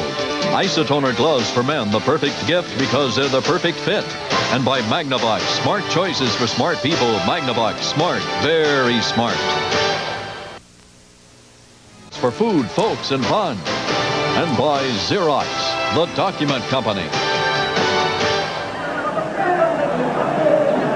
80,000 gathered at Rich Stadium in Buffalo on a perfectly delightful winter afternoon, 24-16, and I think, Dan, most of the 80,000 are Buffalo fans and thus are stunned by what they saw in that 3rd and 14 play. Randall Cunningham for 95 yards. Well, they're up 24-0, and this will make it 24-16. And Randall Cunningham has given the Eagles back the momentum. And great players have to make great plays. And Cunningham, this is his 2nd of the day, but it's all because he just kept trying. Good things happen when you try. That's what it's all about. And the effort here by Cunningham and then Barnett to keep his eyes on the ball. James Williams had a real good shot at knocking this one down. But Barnett is there trying to hang on to that ball. Almost dropped it a couple of times. And then how about the celebration in the end zone? I think he learned this at Arkansas State. Well, Arkansas Fred, as Buddy Ryan calls him. I'm not sure what you call that one. I do know what you call Cunningham's reaction. Well, for style points, Randall Cunningham gets a little higher grade. And I'm sure that Byron Evans, who had that celebrated dance in the end zone in the win over New York last week, is going to give Barnett some advice on how to do the celebration. 24-16, Philadelphia obviously right back in it. Buffalo seems stunned, really. Well, I think they have a good reason to be stunned because they had this game put away. Whenever you have a 24-point lead, you should win the ball game. I remember back when we played that great game against the Miami Dolphins, we jumped out 24-0 in the first quarter, and it took us about 4 more hours to get that one to where we put it in the win column. But the Bills, they've been very successful on offense that first quarter. They had a tremendous game plan. Remember, Jim Kelly threw 3 long passes, 1 to James Lofton for a touchdown, and then 1 to Andre Reed for a touchdown. So this game is long from being over. It's going to be a heck of a second half. 24-16 right now, and we'll bring you up to date statistically on what happened. 235 yards in the second quarter for Philadelphia. So an 8-point difference in the score, a 10-yard difference in the total yardage, as those 2 quarters were just absolutely dissimilar. And Randall Cunningham, who threw for the 95-yarder, celebrating on the sideline. Jim Kelly hit his first 8 passes of the ball game, 3 for touchdowns, and then ran into a little bit of a slump. 1 for 9 for 7 yards in quarter number 2. And Philadelphia will receive the ball with the wind behind them. That has not been an advantage in this ball game, but they will have the ball and the wind in quarter number 3. Thomas Sanders is the deep man back. Scott Norwood has it blow off the tee. 24-16.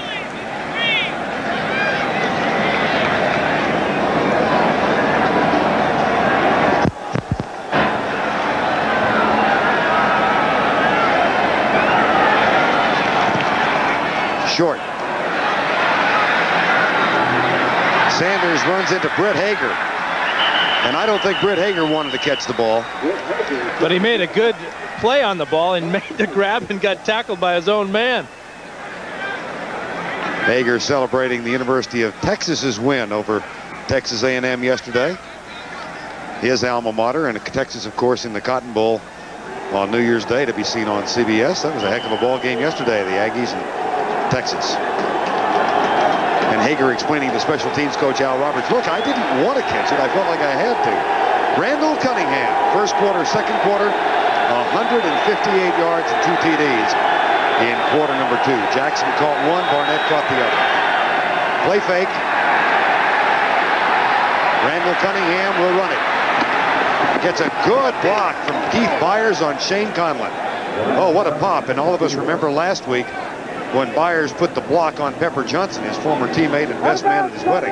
Boy, whenever Cunningham is out there running, as he was on that play, defensive players have 2 things to worry about. Number 1, of course, is trying to make the tackle on Cunningham. But the other thing now is these Eagle receivers and running backs are really getting adept at getting some career hits on some of these linebackers. Cunningham was 66 yards, 50 came on 1 scamper. Second down and 7. Play fake again. Lobs it deep. Double coverage. John Hagee picks it off. No, it's incomplete. I thought Hagee had it. I think he thought he had it too, but this was a nice job by Hagee to come up and make the play on the ball. Cunningham got away with one there, tried to lob it down the field. Hagee goes right over the back of Calvin Williams here, avoids the contact, kind of. Then he hits the ground, never had possession before he hit the ground. Good read on the play by Hagee, just couldn't come up with a grab. 3rd and 7. Hagee, like Brett Hager, a graduate of the University of Texas. Motion on the right side. They'll bring it back. And Byers is hit from behind by Shane Conlon. So he got a little return, and then Leonard Smith comes over to. They're going to get Reggie Singletary, the right tackle, for moving early on this one. We have a false start, 68 offense, third down. He just rocked back in his stance a little bit too early there. Easy call for the officials. He's blocking against Cornelius Bennett, trying to get that edge. But Cunningham's incomplete pass that Hagee broke up snapped a 6-in-a-row streak for Randall. And again, quarterbacks are having a tough time with the wind at their back today. 3rd and 12. Opening series of the second half. David Alexander comes up. Ron Solt at right guard. Ben Tamburello on the left side. 5-man rush. Cunningham has Calvin Williams wide open. And that should be good enough with forward progress for the first down on 3rd and 12. Calvin Williams, the second of the rookie wide receivers. Really heads-up play by Williams at the end of this play. After he makes the grab, he's going to be about 2 yards shy of the first down. He's on the outside here. Cunningham delivers the ball well, but now he knows he's shy of that marker, and he just turns it straight up the field and picks up the first down. That's a heady play for a rookie. First down at the 35. First reception for Williams in the ballgame. Oh, he's Sherman by Leonard Smith with a stiff arm and still running. What a big play, and something collapsed on the right side. Keith Jackson and Keith Byers slap helmets because they got a couple of big blocks. Well, the thing that collapsed on the right side, it's because of this blocking here by Jackson and Byers. Watch as they come down and seal off Cornelius Bennett, and there is nobody on the outside. Fine job by Sherman with the left hand right to the side of Smith's head, and he picks up about an extra 15. Gary Baldinger, number 92, and at nose tackle was giving chase. It's first down. And that's Sherman again, the one-time 6th-round draft choice from Texas A&I. Well, as we said, the winning streak for the Eagles, which now numbers 5, began when their ground game suddenly came around. And it was Sherman and Tony who supplied most of it. And this game is very similar to the way their season has gone. They started off the season 1-3. That's kind of like being down 24-0 in the first quarter. But they've put together 5 wins in a row, and they've got things going right now. 2nd and 3. They trailed by 8. Byers in motion. Sherman, Byers with the block again, and Ray Bentley misses the tackle, and Sherman is inside the 20 to the 17. Bentley, number 50, had a clean shot and missed it. I don't think that the Bills realize how strong Heath Sherman is. Byers has an outstanding block again on this play, but Bentley has Sherman right there, and again the strength. Look at those legs driving. He runs a lot like a crab, they say. He's a low-down runner, good center, low center of gravity. He's having a heck of an afternoon. 1st and 10, 24-16 Buffalo. Philadelphia threatening now with a first down. Williams in motion. Yep. A flag is down.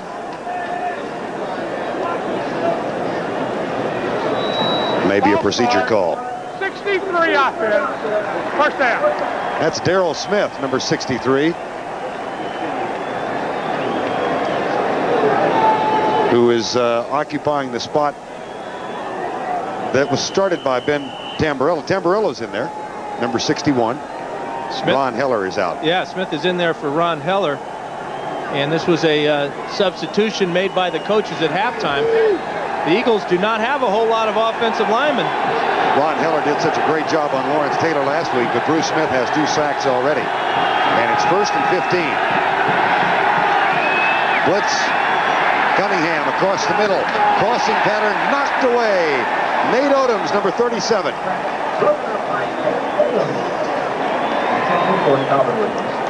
And Barnett and Odoms exchange words. 2nd and 15. Odoms not shy, says he thinks he's the best cornerback in the NFL. 2nd-round draft choice a couple of years ago. Yeah, and he's going to have to put up some more numbers as far as interceptions are concerned. Only has 1 on the year. Second and 15. Three-man rush by Buffalo. Across the middle and caught at the 15-yard line. That'll bring up a third down. Complete to Keith Jackson. Shane Conlon makes the tackle on Keith Jackson. The Bills decided to drop back 8 men in the pass coverage. And why not? You're getting burned by long pass plays. And here you see once the grab is made, there are plenty of Bills there to make the tackle. Keep the Eagles out of the end zone and bring up this 3rd and long. This will be the 9th play of the drive. 4 minutes elapsed off the clock.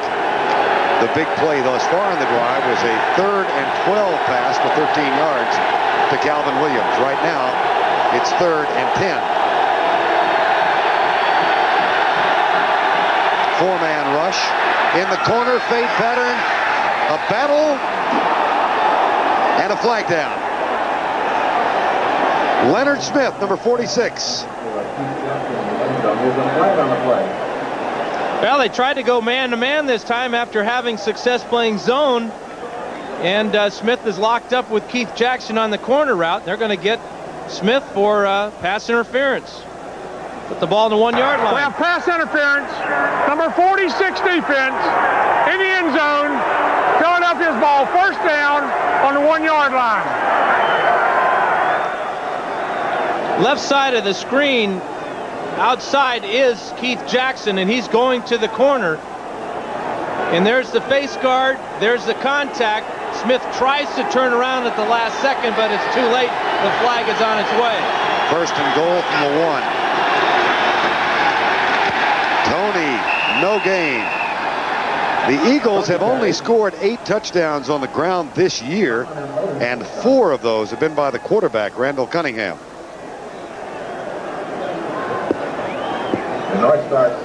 Shane Conlon is number 58. Watch how he fills this hole here and makes the stop on Anthony Tony. Then he gets help from the rest of those blue shirts, and that may be one reason why the Eagles haven't scored a lot of touchdowns on the run this year.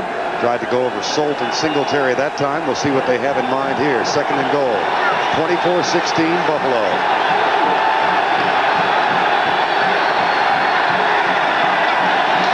Play fake. Cunningham threw it away. 3rd and goal. Intended for Mickey Schuler, the 2nd tight end. More or less. Cunningham did a nice job of realizing that his primary receiver right here, Heath Sherman, falls down right about here. Watch the fake to the fullback, Tony. And then Sherman comes out on his pass route, and he's just going to go right down onto the ground. Cunningham has no other choice but to just let this one fly. 3rd and goal from the 1.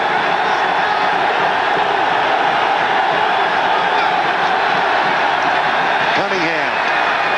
Caught. Touchdown, Keith Byers.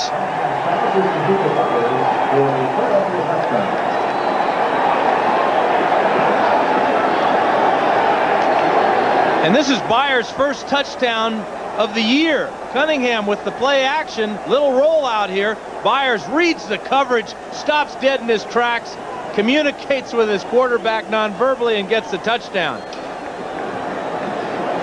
And Roger Ruzek is on to try the extra point. The opening drive of the 3rd quarter.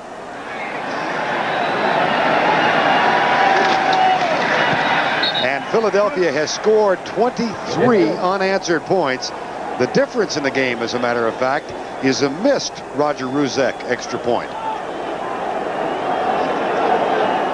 The Xerox Total Satisfaction Guarantee. Towson Bridge Stadium in Orchard Park, New York, measuring nearly 80,000, has watched in stunned silence now as the Philadelphia football team has scored 23 unanswered points, and they get the first touchdown scored this afternoon with the wind behind them to pull within 1. The difference, a Roger Ruzek missed extra point. It's 24-23.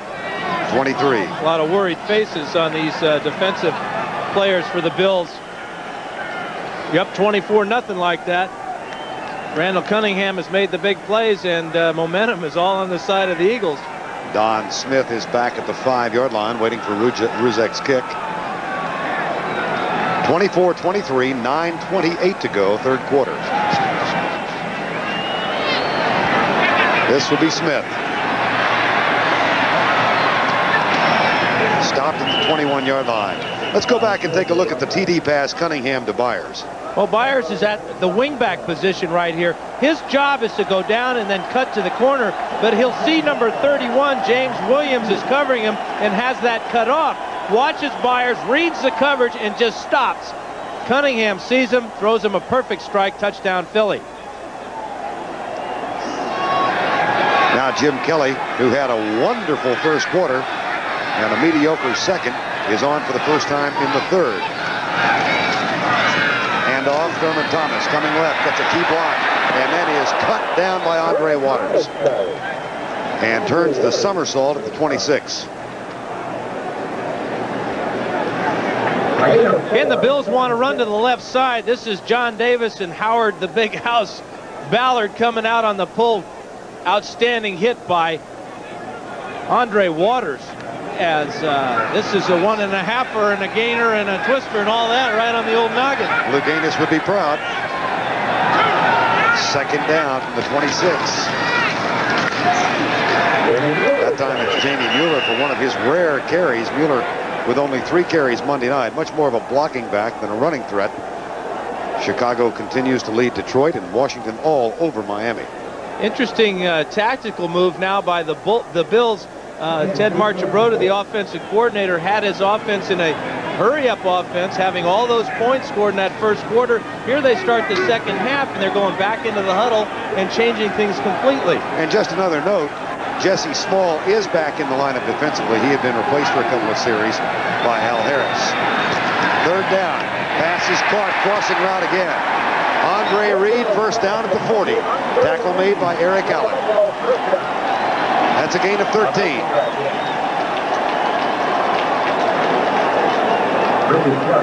Reed is playing with a very sore left ankle, and yet he continues to go into no man's land across that middle, making big catches for his quarterback.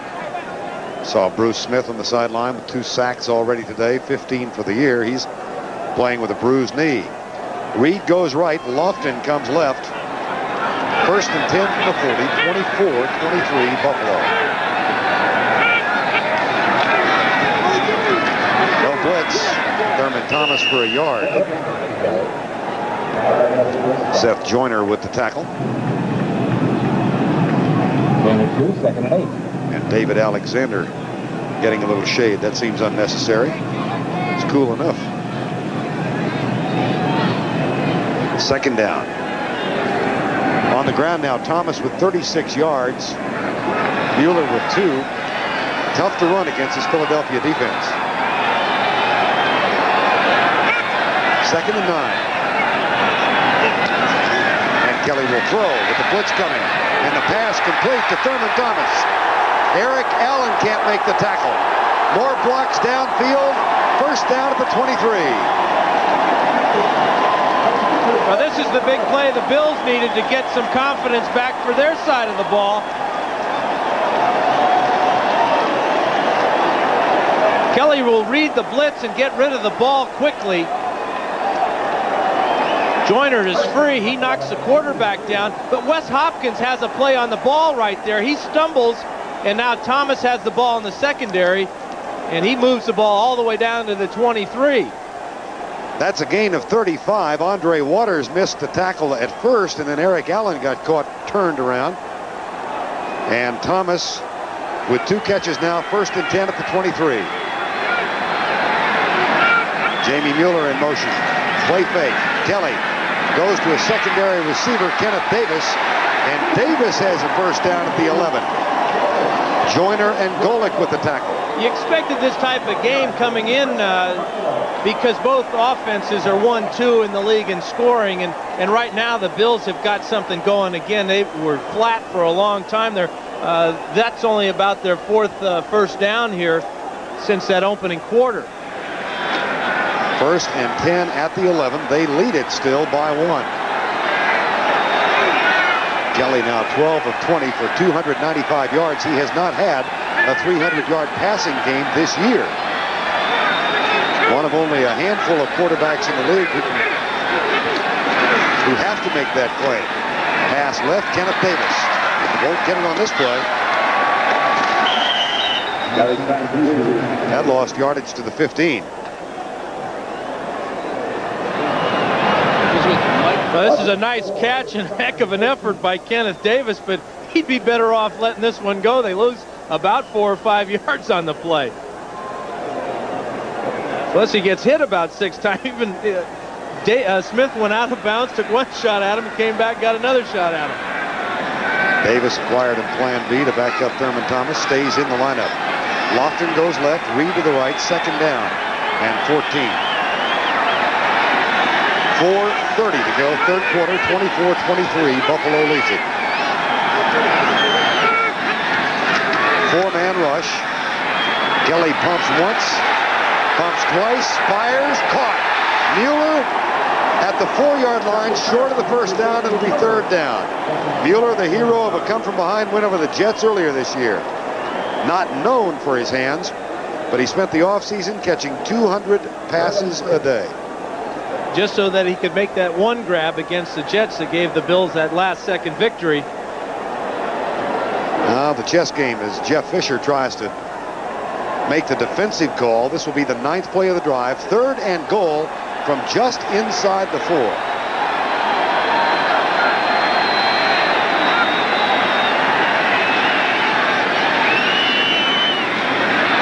Blitz had to throw it away. They got to Kelly. And that's Clyde Simmons who's getting it into him with Jim Kelly. I don't think there are flags down. No flags yet. Boy, and a lot of people would think that's a mismatch, a defensive lineman trying to beat up a little old quarterback. Well, this ain't a little old quarterback. This guy goes about 235. Good job by the Eagles coming on the blitz. There is Simmons. He'll take the quarterback all the way to the ground, pins his shoulder. I'm sure Kelly did not like that. Kelly had his hand on the face mask. And now Scott Norwood from 21 yards out. Got it. He's 2 for 2 for the day. So the challenge answered by the Buffalo Bills. The long drive results in 3 points and a 4-point lead. Up in quarter number 3 until this afternoon, Jim Kelly had not thrown for 300 yards. Seth Joyner, Jeff Fisher, Byron Evans talk over the problems that they had on that last Buffalo drive. That resulted in a Scott Norwood field goal and a 4-point edge, 27-23. Again, the short kick into the wind. And a fair catch called. You can do that, of course, on a kick. A fair catch called by Edwards. But you can't change your mind. No, and then he started to run. Absolutely. Edwards made the nice play with the fair catch, but then he said, oh, well, hey, I got a little running room here. I might have to take off. 3:25 to go in the 3rd quarter. That is next Sunday, and on Saturday afternoon at 2 o'clock Eastern time, one of the highlights of any college football season, the Army-Navy game for Philadelphia. At 2 o'clock Eastern, Army and Navy. And I have a question for you. Why is it not the Navy-Army game? Must be alphabetical. That's it. Or maybe because there's more Army guys than Navy guys. Well, I like, I think the first answer is appropriate. All right. 27-23 Buffalo. Calvin Williams in motion, followed by James Williams. The Eagles hand it off on the running play on the right. Now, if you joined us late, you've missed a whale of a ball game, but we'll try and get you caught up on how we scored. 2nd play of the game, Lofton, 63 from Kelly, 7-0 Buffalo. Norwood, 43-yard field goal, 10-0. Reed, 56 from Kelly, 17-zip. Thomas, a 4-yard pass from Kelly. That was all at the end of the 1st quarter, and then the Eagles came back. Jackson caught an 18-yarder, extra point, no good. Ruzek from 32 with a field goal. That was followed by a Barnett 95-yard touchdown pass play. And then in this quarter, Byers a 1-yard pass. Norwood just kicked a field goal to make it 27-23. Nice cut block left side, pass deep left side. Barnett is hit, sandwiched, can't hang on. John Hagee is down. Well, that's a heck of a hit by Hagee. Cunningham's trying to squeeze this one in between the underneath coverage by Odoms and the safety coming over the top. This is what they call the dead area on the football field, and we may see why. Quite a collision here for Hagee as he drills Barnett and forces the incompletion. But, you know, we get back to the Bills' secondary and how many injuries they have. Hagee is replacing Mark Kelso. He looks like he just knocked himself out on the play. He was out before he hit the ground. Then you take into consideration that Kirby Jackson did not start this game. Chris Hale is on injured reserve. David Poole is playing with a bad knee, and Dwight Drain has a sore ankle. So the Bills are in real deep trouble with their secondary as far as injuries are concerned. John Hagee is still down. The medical staff is taking care of him. Time has been called. We'll be right back. Number 22, the free safety, John Hagee, walked off by himself, but Dan was alluding to the problems that secondary is having. Kelso and Hale on injured reserve. Jackson with a hamstring. Poole and Odoms also neck. It's 3rd and 8. Philadelphia trailing by 4. Bruce Smith comes across and claims that he was drawn offside. Darrell Smith has replaced Ron Hiller at left tackle. And Smith is saying that Mickey Schuler, the tight end on that side, jumped.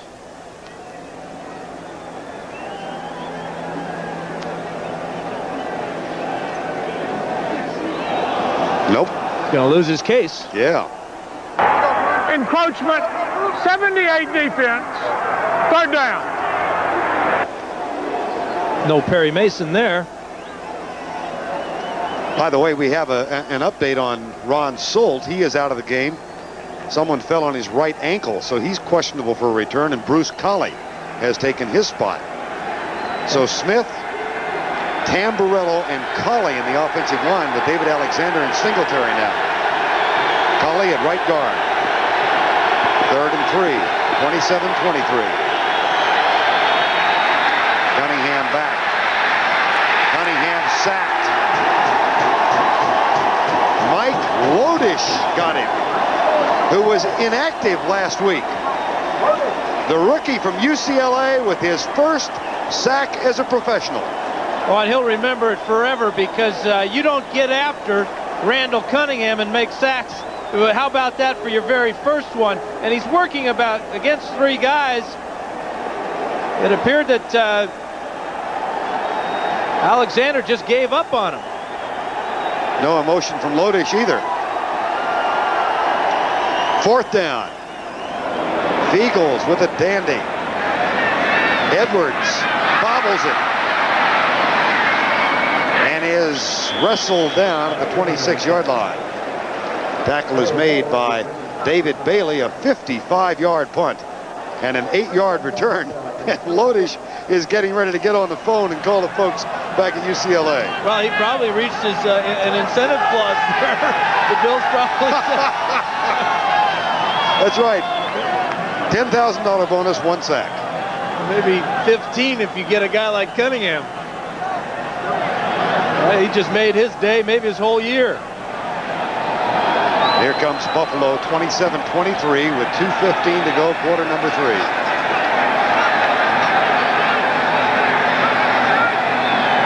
One setback behind Kelly, play fake, a pump, and then the crossing pattern, all of that for a short pass to Pete Metzelaars. Might want to file that one and bring it out next October.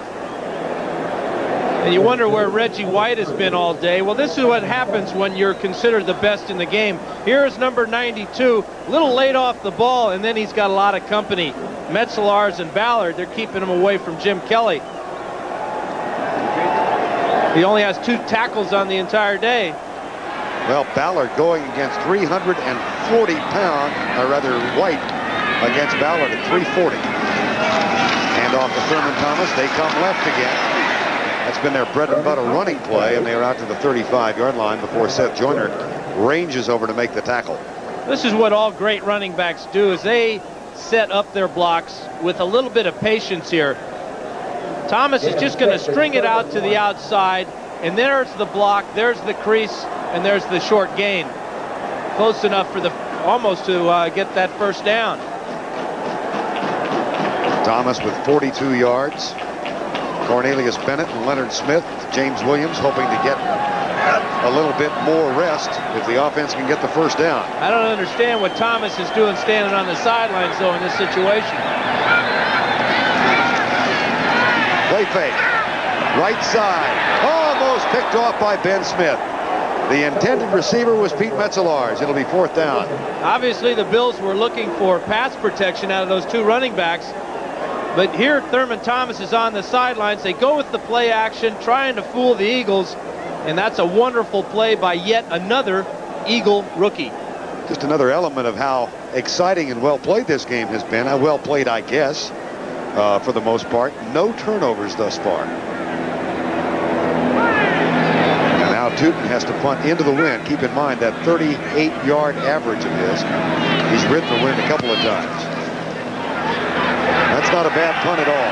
Edwards, fair catch at the 27-yard line. Now let's see what's going on elsewhere in the National Football League. Back to our New York studios. Here's Greg Gumbel.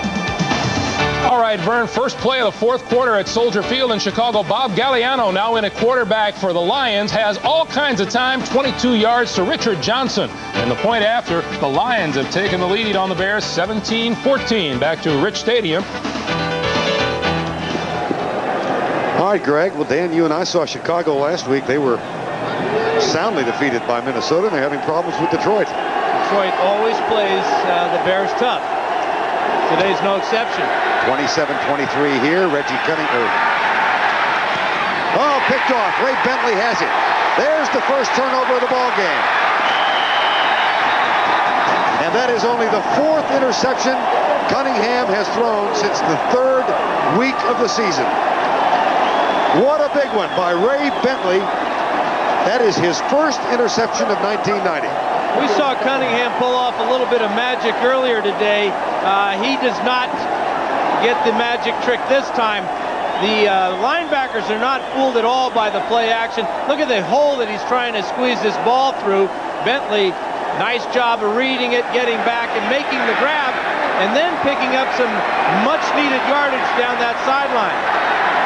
1st and 10 following the interception at the 27-yard line. Thomas comes left. Well, they're keeping away from Reggie White, and they are running at the left side.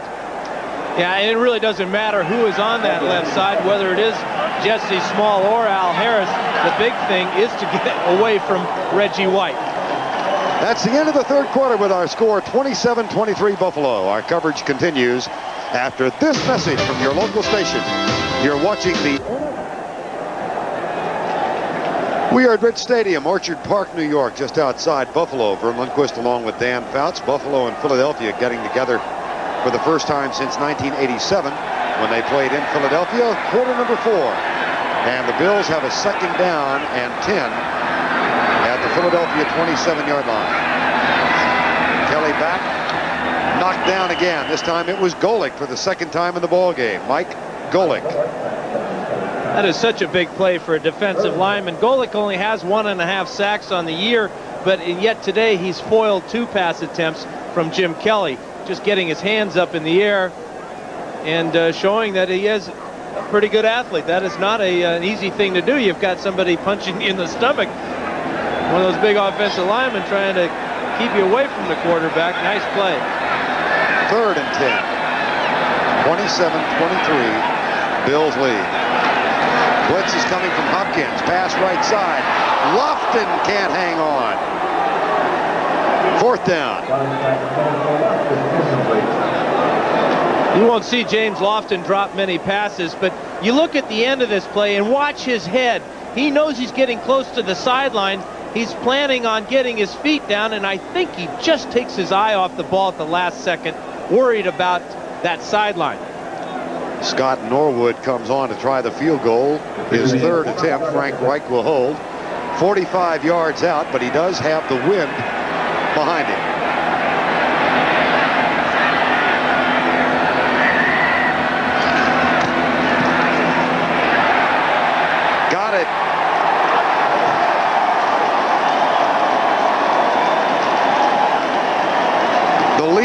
is 7 with 14:49. 506 and 540 G's. The Buffalo Bills squandered all but 1 point of a 24-0 first quarter lead, but they have put back-to-back field goals together from Scott Norwood now at the end of the third and the beginning of the fourth, and they have a 30-27 lead. Norwood getting ready to kick off. Rick Terry of the special teams is out there to hold the ball in place. And that is a short kick considering the wind. Edwards gets it at the 18. And a modest return considering where he started.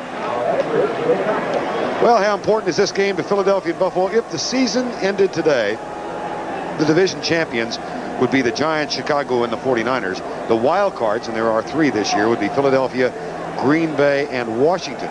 But it's a wild chase, particularly for the wild card spot. The Eagles are back in the thick of it with this 5-game win streak, but they really can't afford too many more losses. And in talking to Buddy Ryan last night, he says he wants to reel those Giants in. A win today, a Giant loss tomorrow night, they'd only be 2 back. Myers in motion, handoff up the middle. They trap it and get about 5 out across the 30. Heath Sherman to the 23. I am fighting this terrible inclination to call Heath Sherman Sherman Heath. And I think back to our colleague Jack Buck 25 years ago when Pettis Norman was a tight end for the Cowboys. Jack couldn't get it right. And Pettis Norman became Norman Pettis throughout the Texas area. And of course, Jack became Buck Jack. So this is Lundquist, Byrne, and Foutstan. I've been called worse. I have too. Cunningham back. Jackson hangs on and leans forward. Looked like a sequoia being toppled. And he's got the first down at the 41. That was an outstanding effort by Jackson, knowing that he was right at the distance needed for the first down, and he just used all his strength to fall backwards and pick it up. Clock 13:35 remaining. The Eagles are down by 7. They got to within 1 after trailing by 24.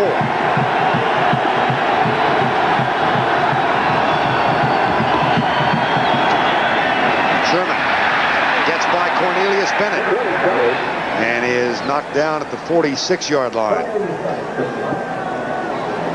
Sherman now with 10 carries for 66 yards. Cornelius Bennett, his rookie season, had a game he'll never forget against these Philadelphia Eagles the last time the two teams played. 4 sacks of Cunningham, 14 tackles, and what, 3 forced fumbles? And 3 forced fumbles, but he did say that it was the last game of the year, and that a few of the Eagles may have had their bags packed and the motor running out in that parking lot. There were a few pickup trucks at Vet Stadium. Second down, Cunningham back. Left side, diving catch by Jackson, first down at the 47-yard line. Ray Bentley trying to cover him, and Bentley lost him. Leonard Smith had to come over and make the stop. And now we're seeing Kotite's offense really take hold of this ball game, because not only do the Eagles have a lot of talented people, but now they have the ability to deal the ball to all of them. Last week, Jackson was primarily a decoy against the Giants. Byers had the big afternoon.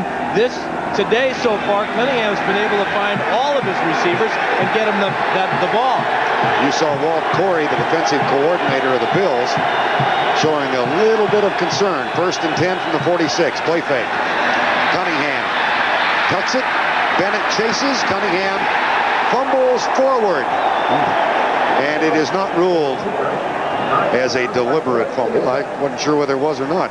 I can't imagine he threw out that. Cornelius Bennett is just going to drill him. Cunningham's trying to avoid the tackle here. Will miss with his straight arm, and Bennett gets underneath him, and he just pancakes him on the sidelines. There's the miss by the straight arm, and that really opens up Cunningham's upper body for that slam.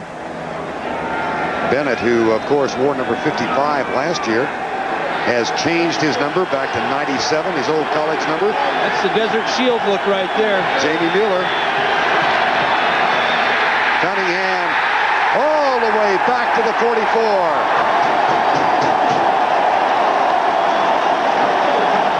Mentioned 4 sacks in '87. There's his first in 1990 against the Eagles. And that's 5 today for the Bills defense against Cunningham.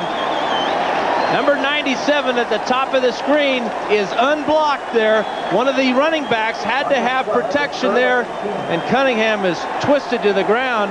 A huge loss, and that's 10 tackles now for Cornelius Bennett on the afternoon. And he's got his own little celebration deal going too, doesn't he? That's a modest dance. No, he's tired. Not easy to dance when you're breathing hard. It's a tired dance. 3rd and 18.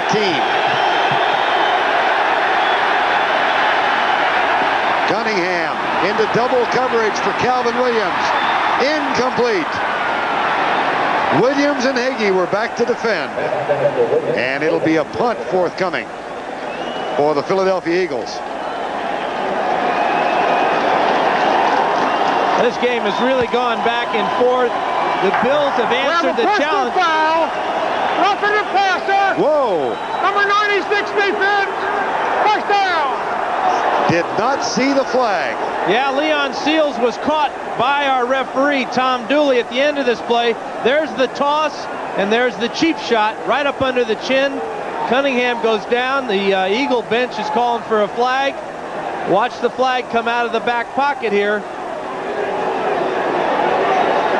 Boy, what a big play that was. The Bills were going to get the ball back there, and now the Eagles have the ball on the 40-yard line of Buffalo. In college, he was known as Dr. Sack. Seals, that is. That won't be the appellation this time. Here's Cunningham on first down. Up in the pocket to the 40, 35-yard line. But what a big play. 3rd and 18, and Seals guilty of the personal foul. Well, the Eagles have got their pass blocking specialist in the game. Anthony Toney is number 25, and he's going to come out here and block on Cornelius Bennett, and does an outstanding job giving his quarterback a chance to get up in the pocket. And another flag on that last play. Well, an illegal shift. Number 88. It will be first down. That's on Keith Jackson. Jackson, by the way, has given up the cello. He used to play the cello, and he's now gotten into rap music. He's made a new rap video that is available for a few bucks in the Philadelphia area. Yeah, and it will give him the plug. It's called Coming Back Hard in 1990. But there's a rumor circulating the Eagles locker room that Milli Vanilli has something to do with it. Well, Kenny Jackson is the one who circulated that rumor. He told Keith Jackson last night, you didn't sing it, Milli Vanilli with it. 1st and 15. 7-point game, 10.5 remaining. Sherman on the delayed run to the left down to the 42-yard line. Ray Bentley with the tackle. Gain of 4, 2nd and 11. But getting back to that roughing the passer penalty against Seals, that's almost like a turnover there, because the Eagles were going to have to punt the ball back to Buffalo, and yet with the penalty they get maintain possession of the ball. And that was only the 4th penalty against Buffalo in the ballgame. 2nd down, 11. Byers in motion. 3-man front. They drop 8. Buffalo, that is. And Byers makes the catch at the 35-yard line. They might give him the 34, and that'll set up a 3rd and a long 5 needed for the first down. Byers with 5 catches. And he's in motion here, and he'll run what they call a stop pattern, reading where the weakness of the defense is, right between the linebackers, making the grab and then falling forward, and giving the Eagles now a situation that is very manageable. 3rd and 4, they can run or they can pass. Buffalo has given up 46% on 3rd downs this year. It's 3rd and 5. And the blitz is coming. Cunningham sacked by Talley.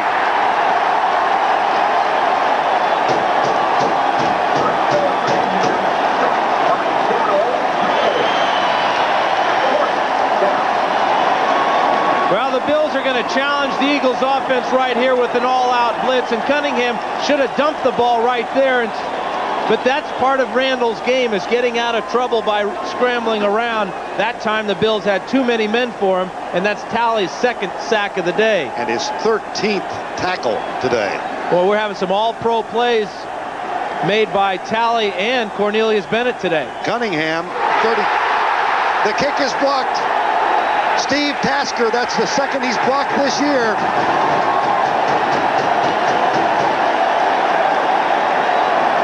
He is a Pro Bowl special teamer. Spiegels is down. And Tasker, the first guy to see him, because he really drilled him. Got the block and the punter. What a big play for Buffalo. That is the third blocked punt by the special teams of Buffalo. And Spiegels is on the ground. They are coached by Bruce DeHaven, and what a job he has done. Tasker is number 89 coming from the left side here. What a great head fake he put on Edwards there. Got right in on the punter and sets his offense up in great shape. Boy, and Spiegels, he hits his head on the turf and might have knocked himself out. The third block of a punt by the Buffalo Bills this season, the second by Steve Tasker. Time has been called while they tend. Irish Spring Deodorant Soap, the Irish never quit. And by Budweiser, the king of beers. Remember, know when to say when. Jeff Spiegels has already gone for the aspirin on the sideline, and he'll have a headache not only for the rest of this day, but probably all night. Steve Tasker with the block, and Buffalo with a first down at the 50. Thurman Thomas ranging to the left, and this time not much there, and a flag comes flying from the 25-yard line. And you have to think that somebody on the left side of the Bills was holding against the Eagles there. And that's really not what Buffalo had in mind. The Bills want to move the ball down, take as much... Holding, 88, offense, first down. Well, next Sunday, a doubleheader for you on CBS at 12:30 Eastern, the NFL Today, and then Dan and I will be in New York for the Minnesota Giant game. That one with all kinds of playoff implications. The Vikings suddenly alive. The second game of the doubleheader, Chicago at Washington. Washington running all over Miami this afternoon as they try and revive their hopes, and Chicago fighting off Detroit. Chicago at Washington, second game of the doubleheader next week. First and 20, I beg your pardon. Here comes Joyner on the blitz. And James Lofton hangs on to this one, gets the 10 back, +2 to the Eagle 48-yard line. Well, that may be the play of the game, because that will keep Buffalo in very manageable situations. A 2nd and 8 will be the next type of situation, but they want to move the ball down now and just get a field goal. Extend this lead past this 7, where we may have an overtime if they don't, to a 10-point lead, and let their defense turn it loose against Randall Cunningham. 8 minutes remaining. 30-23. Second down at 8. Thomas going left. Howard Ballard pulled and led the way. And Byron Evans makes the tackle, the middle linebacker, number 56.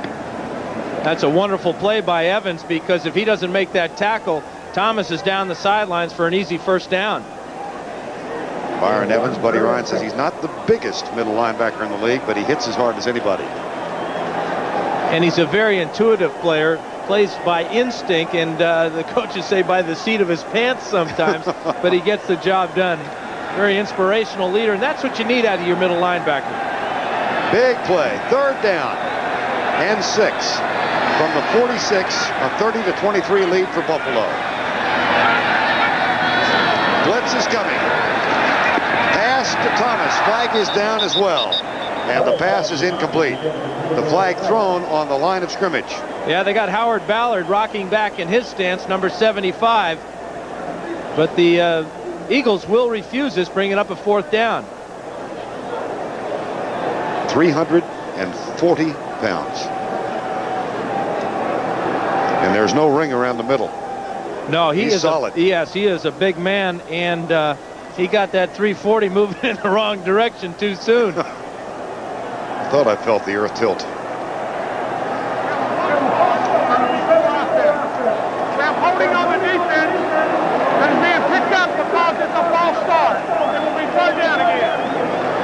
So they'll replay the down. Yeah, they blamed it on number 74, I think, but that's Glenn Parker, and he's sitting on the bench right now. But it was Ballard that moved. Interesting that his false start nullified the play so that the holding penalty had no bearing.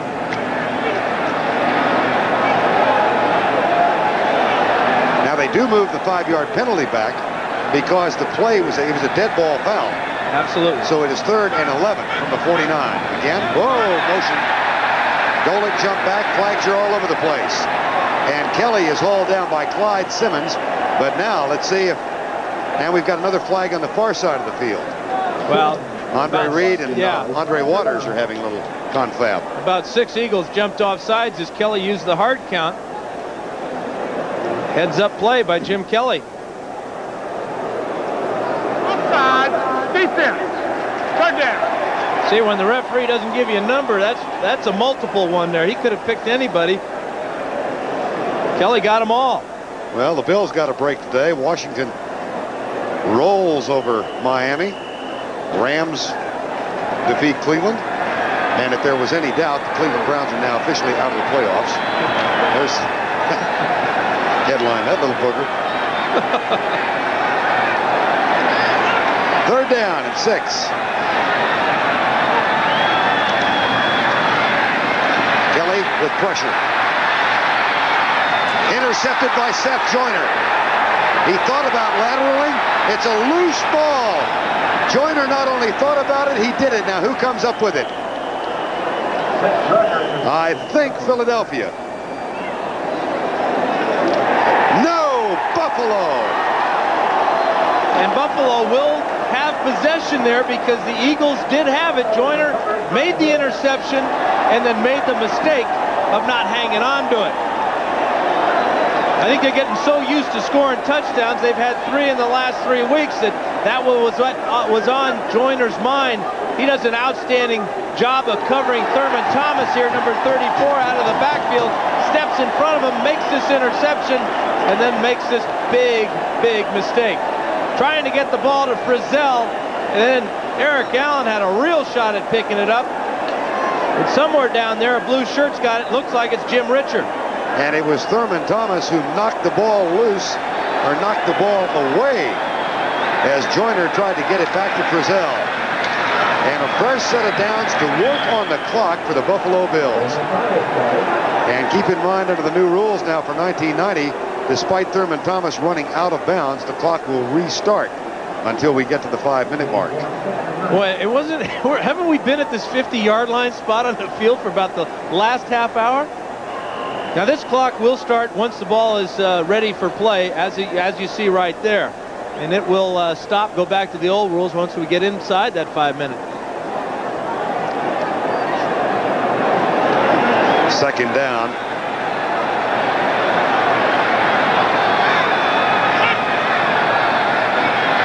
(30 to 23).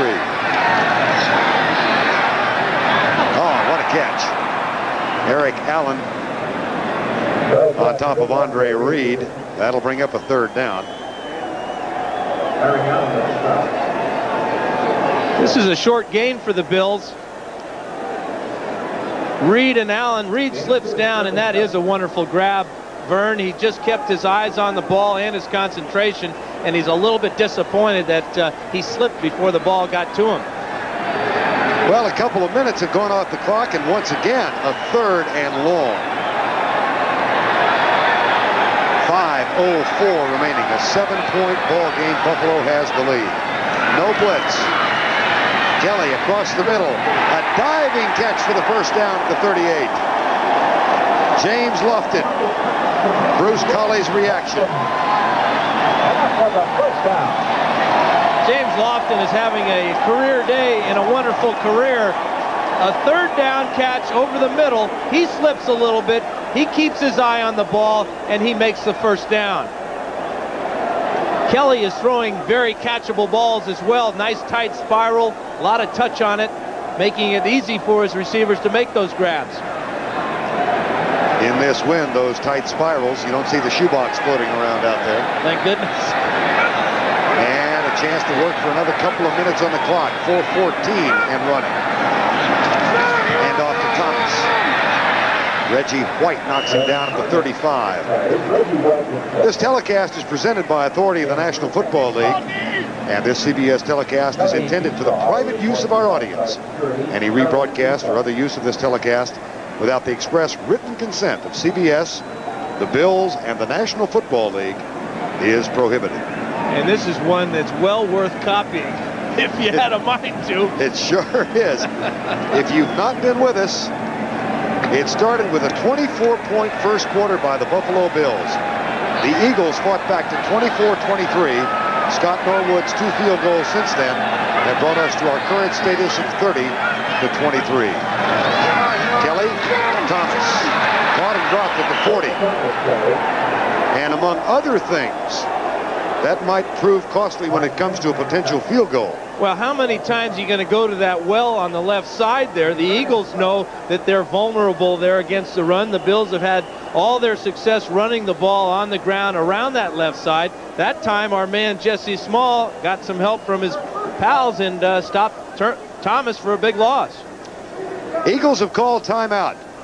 3:08 remains in the ball game. Buffalo has a 3rd down and 12 when we return. AT&T, the right choice. In a 1966 game, the Giants scored 41 points and yet were defeated by 31 points. Who beat New York in the highest scoring game in NFL history? The Cleveland Browns, the Philadelphia Eagles, or the Washington... The Redskins defeated the Giants 72-41 to help set the record. If you said Washington, you made the... Try and force a big play here for their defense, get a turnover. Here they came. Maybe a free play. Well, really a lack of discipline on the part of the Eagles. They had, again, about 4 or 5 guys off sides. Izell Jenkins was 4 yards across. We have offsides. Defense. Number 46. 3rd down. Jenkins is number 46 from the right side of the screen, and he'll be about 4 yards deep in the backfield there. Easy call and a real crucial mistake by the Eagles. 9 penalties today, and 5 of the 9 have been for offside. And so instead of 3rd and 12, let's do it again, 3rd and 7. And they're going to come after him again. Max blitz across the middle, caught by Andre Reed. Close for the 1st down. He might have it.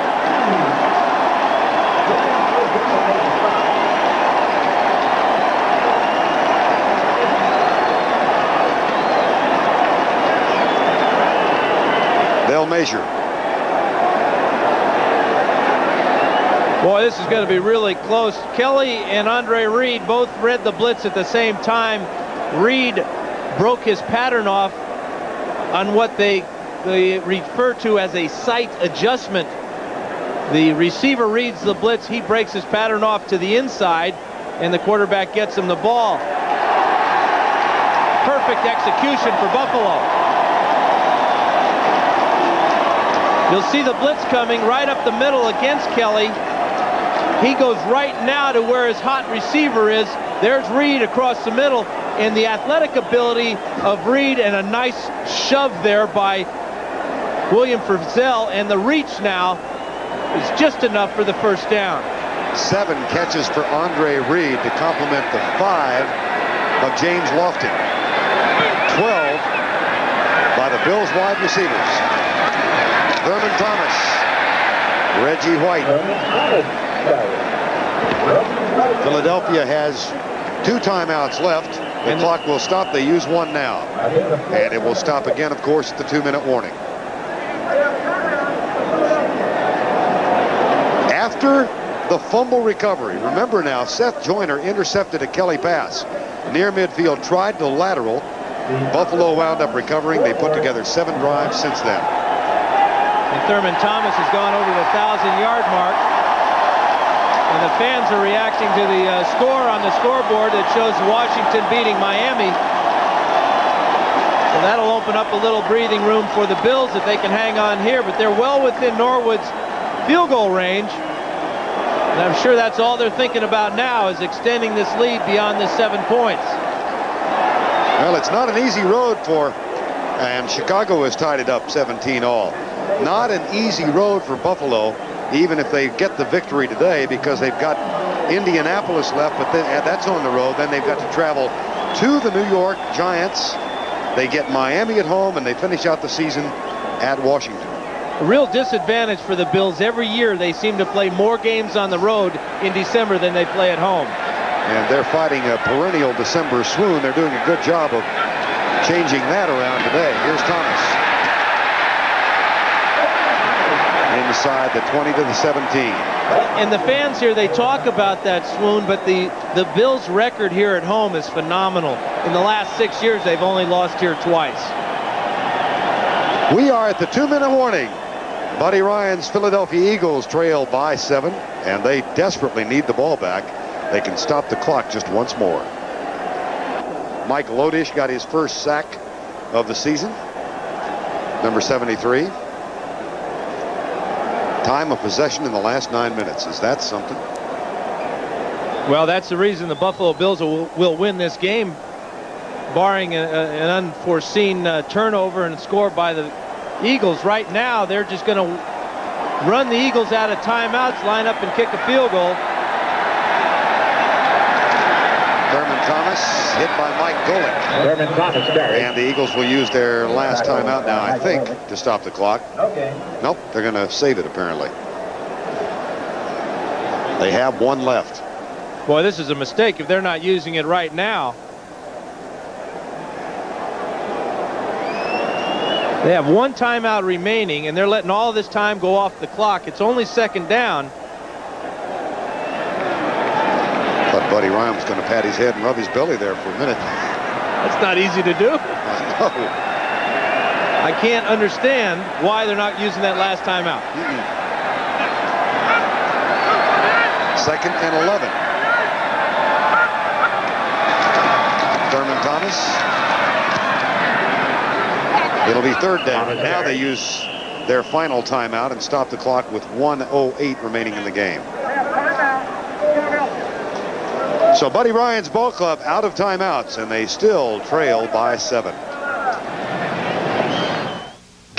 People love the convenience. 80,000 or so on hand. They have enjoyed themselves this afternoon, as it appears the Buffalo Bills will go 10-2 for the season and take a full game lead over the Miami Dolphins in the AFC East.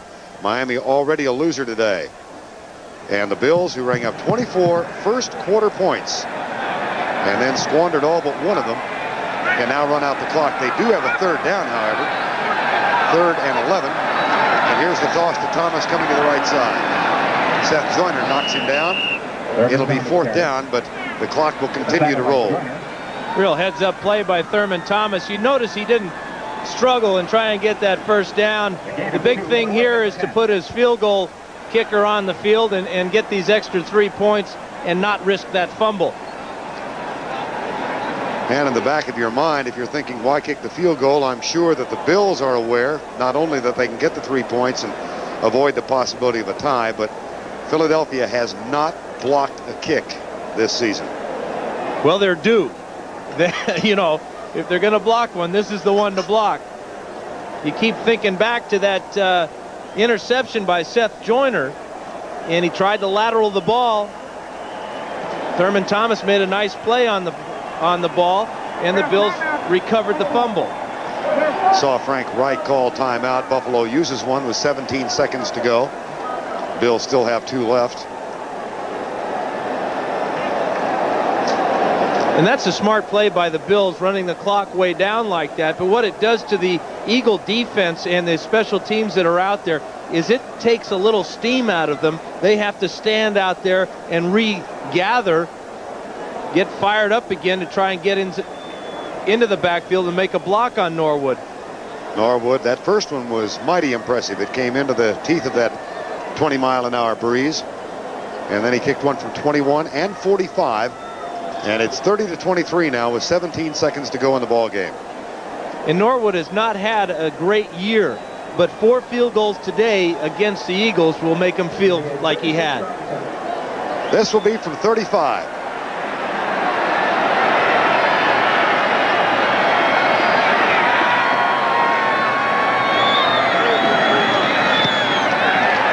Whoa, stays wide right. Well now, 13 seconds to go, no timeouts. Perfect situation for Randall Cunningham. All he needs is 3rd and 18 and the ball at the 5-yard line. He could throw another 95-yarder. Well, it is not over yet. Absolutely not over. Ball's on the 20. They got 80 yards to go in 13 seconds. No problem. Cunningham, 217. He's thrown 3 touchdowns, been intercepted once. And the alley-oop receivers go wide to the right side, all 3 of them. Cunningham goes short. They lateral it to Byers, who gets out of bounds at the 33-yard line. And they use 6 seconds on that play. So time for 1 more, maybe 2. Yeah, that's the old hook and lateral. Hitch and ladder. A lot of different names for that one. Miami used it one evening, almost ruined my day. I remember it well. Post-game show coming next. Greg and Terry, scores and highlights in the NFL. 7 seconds remaining.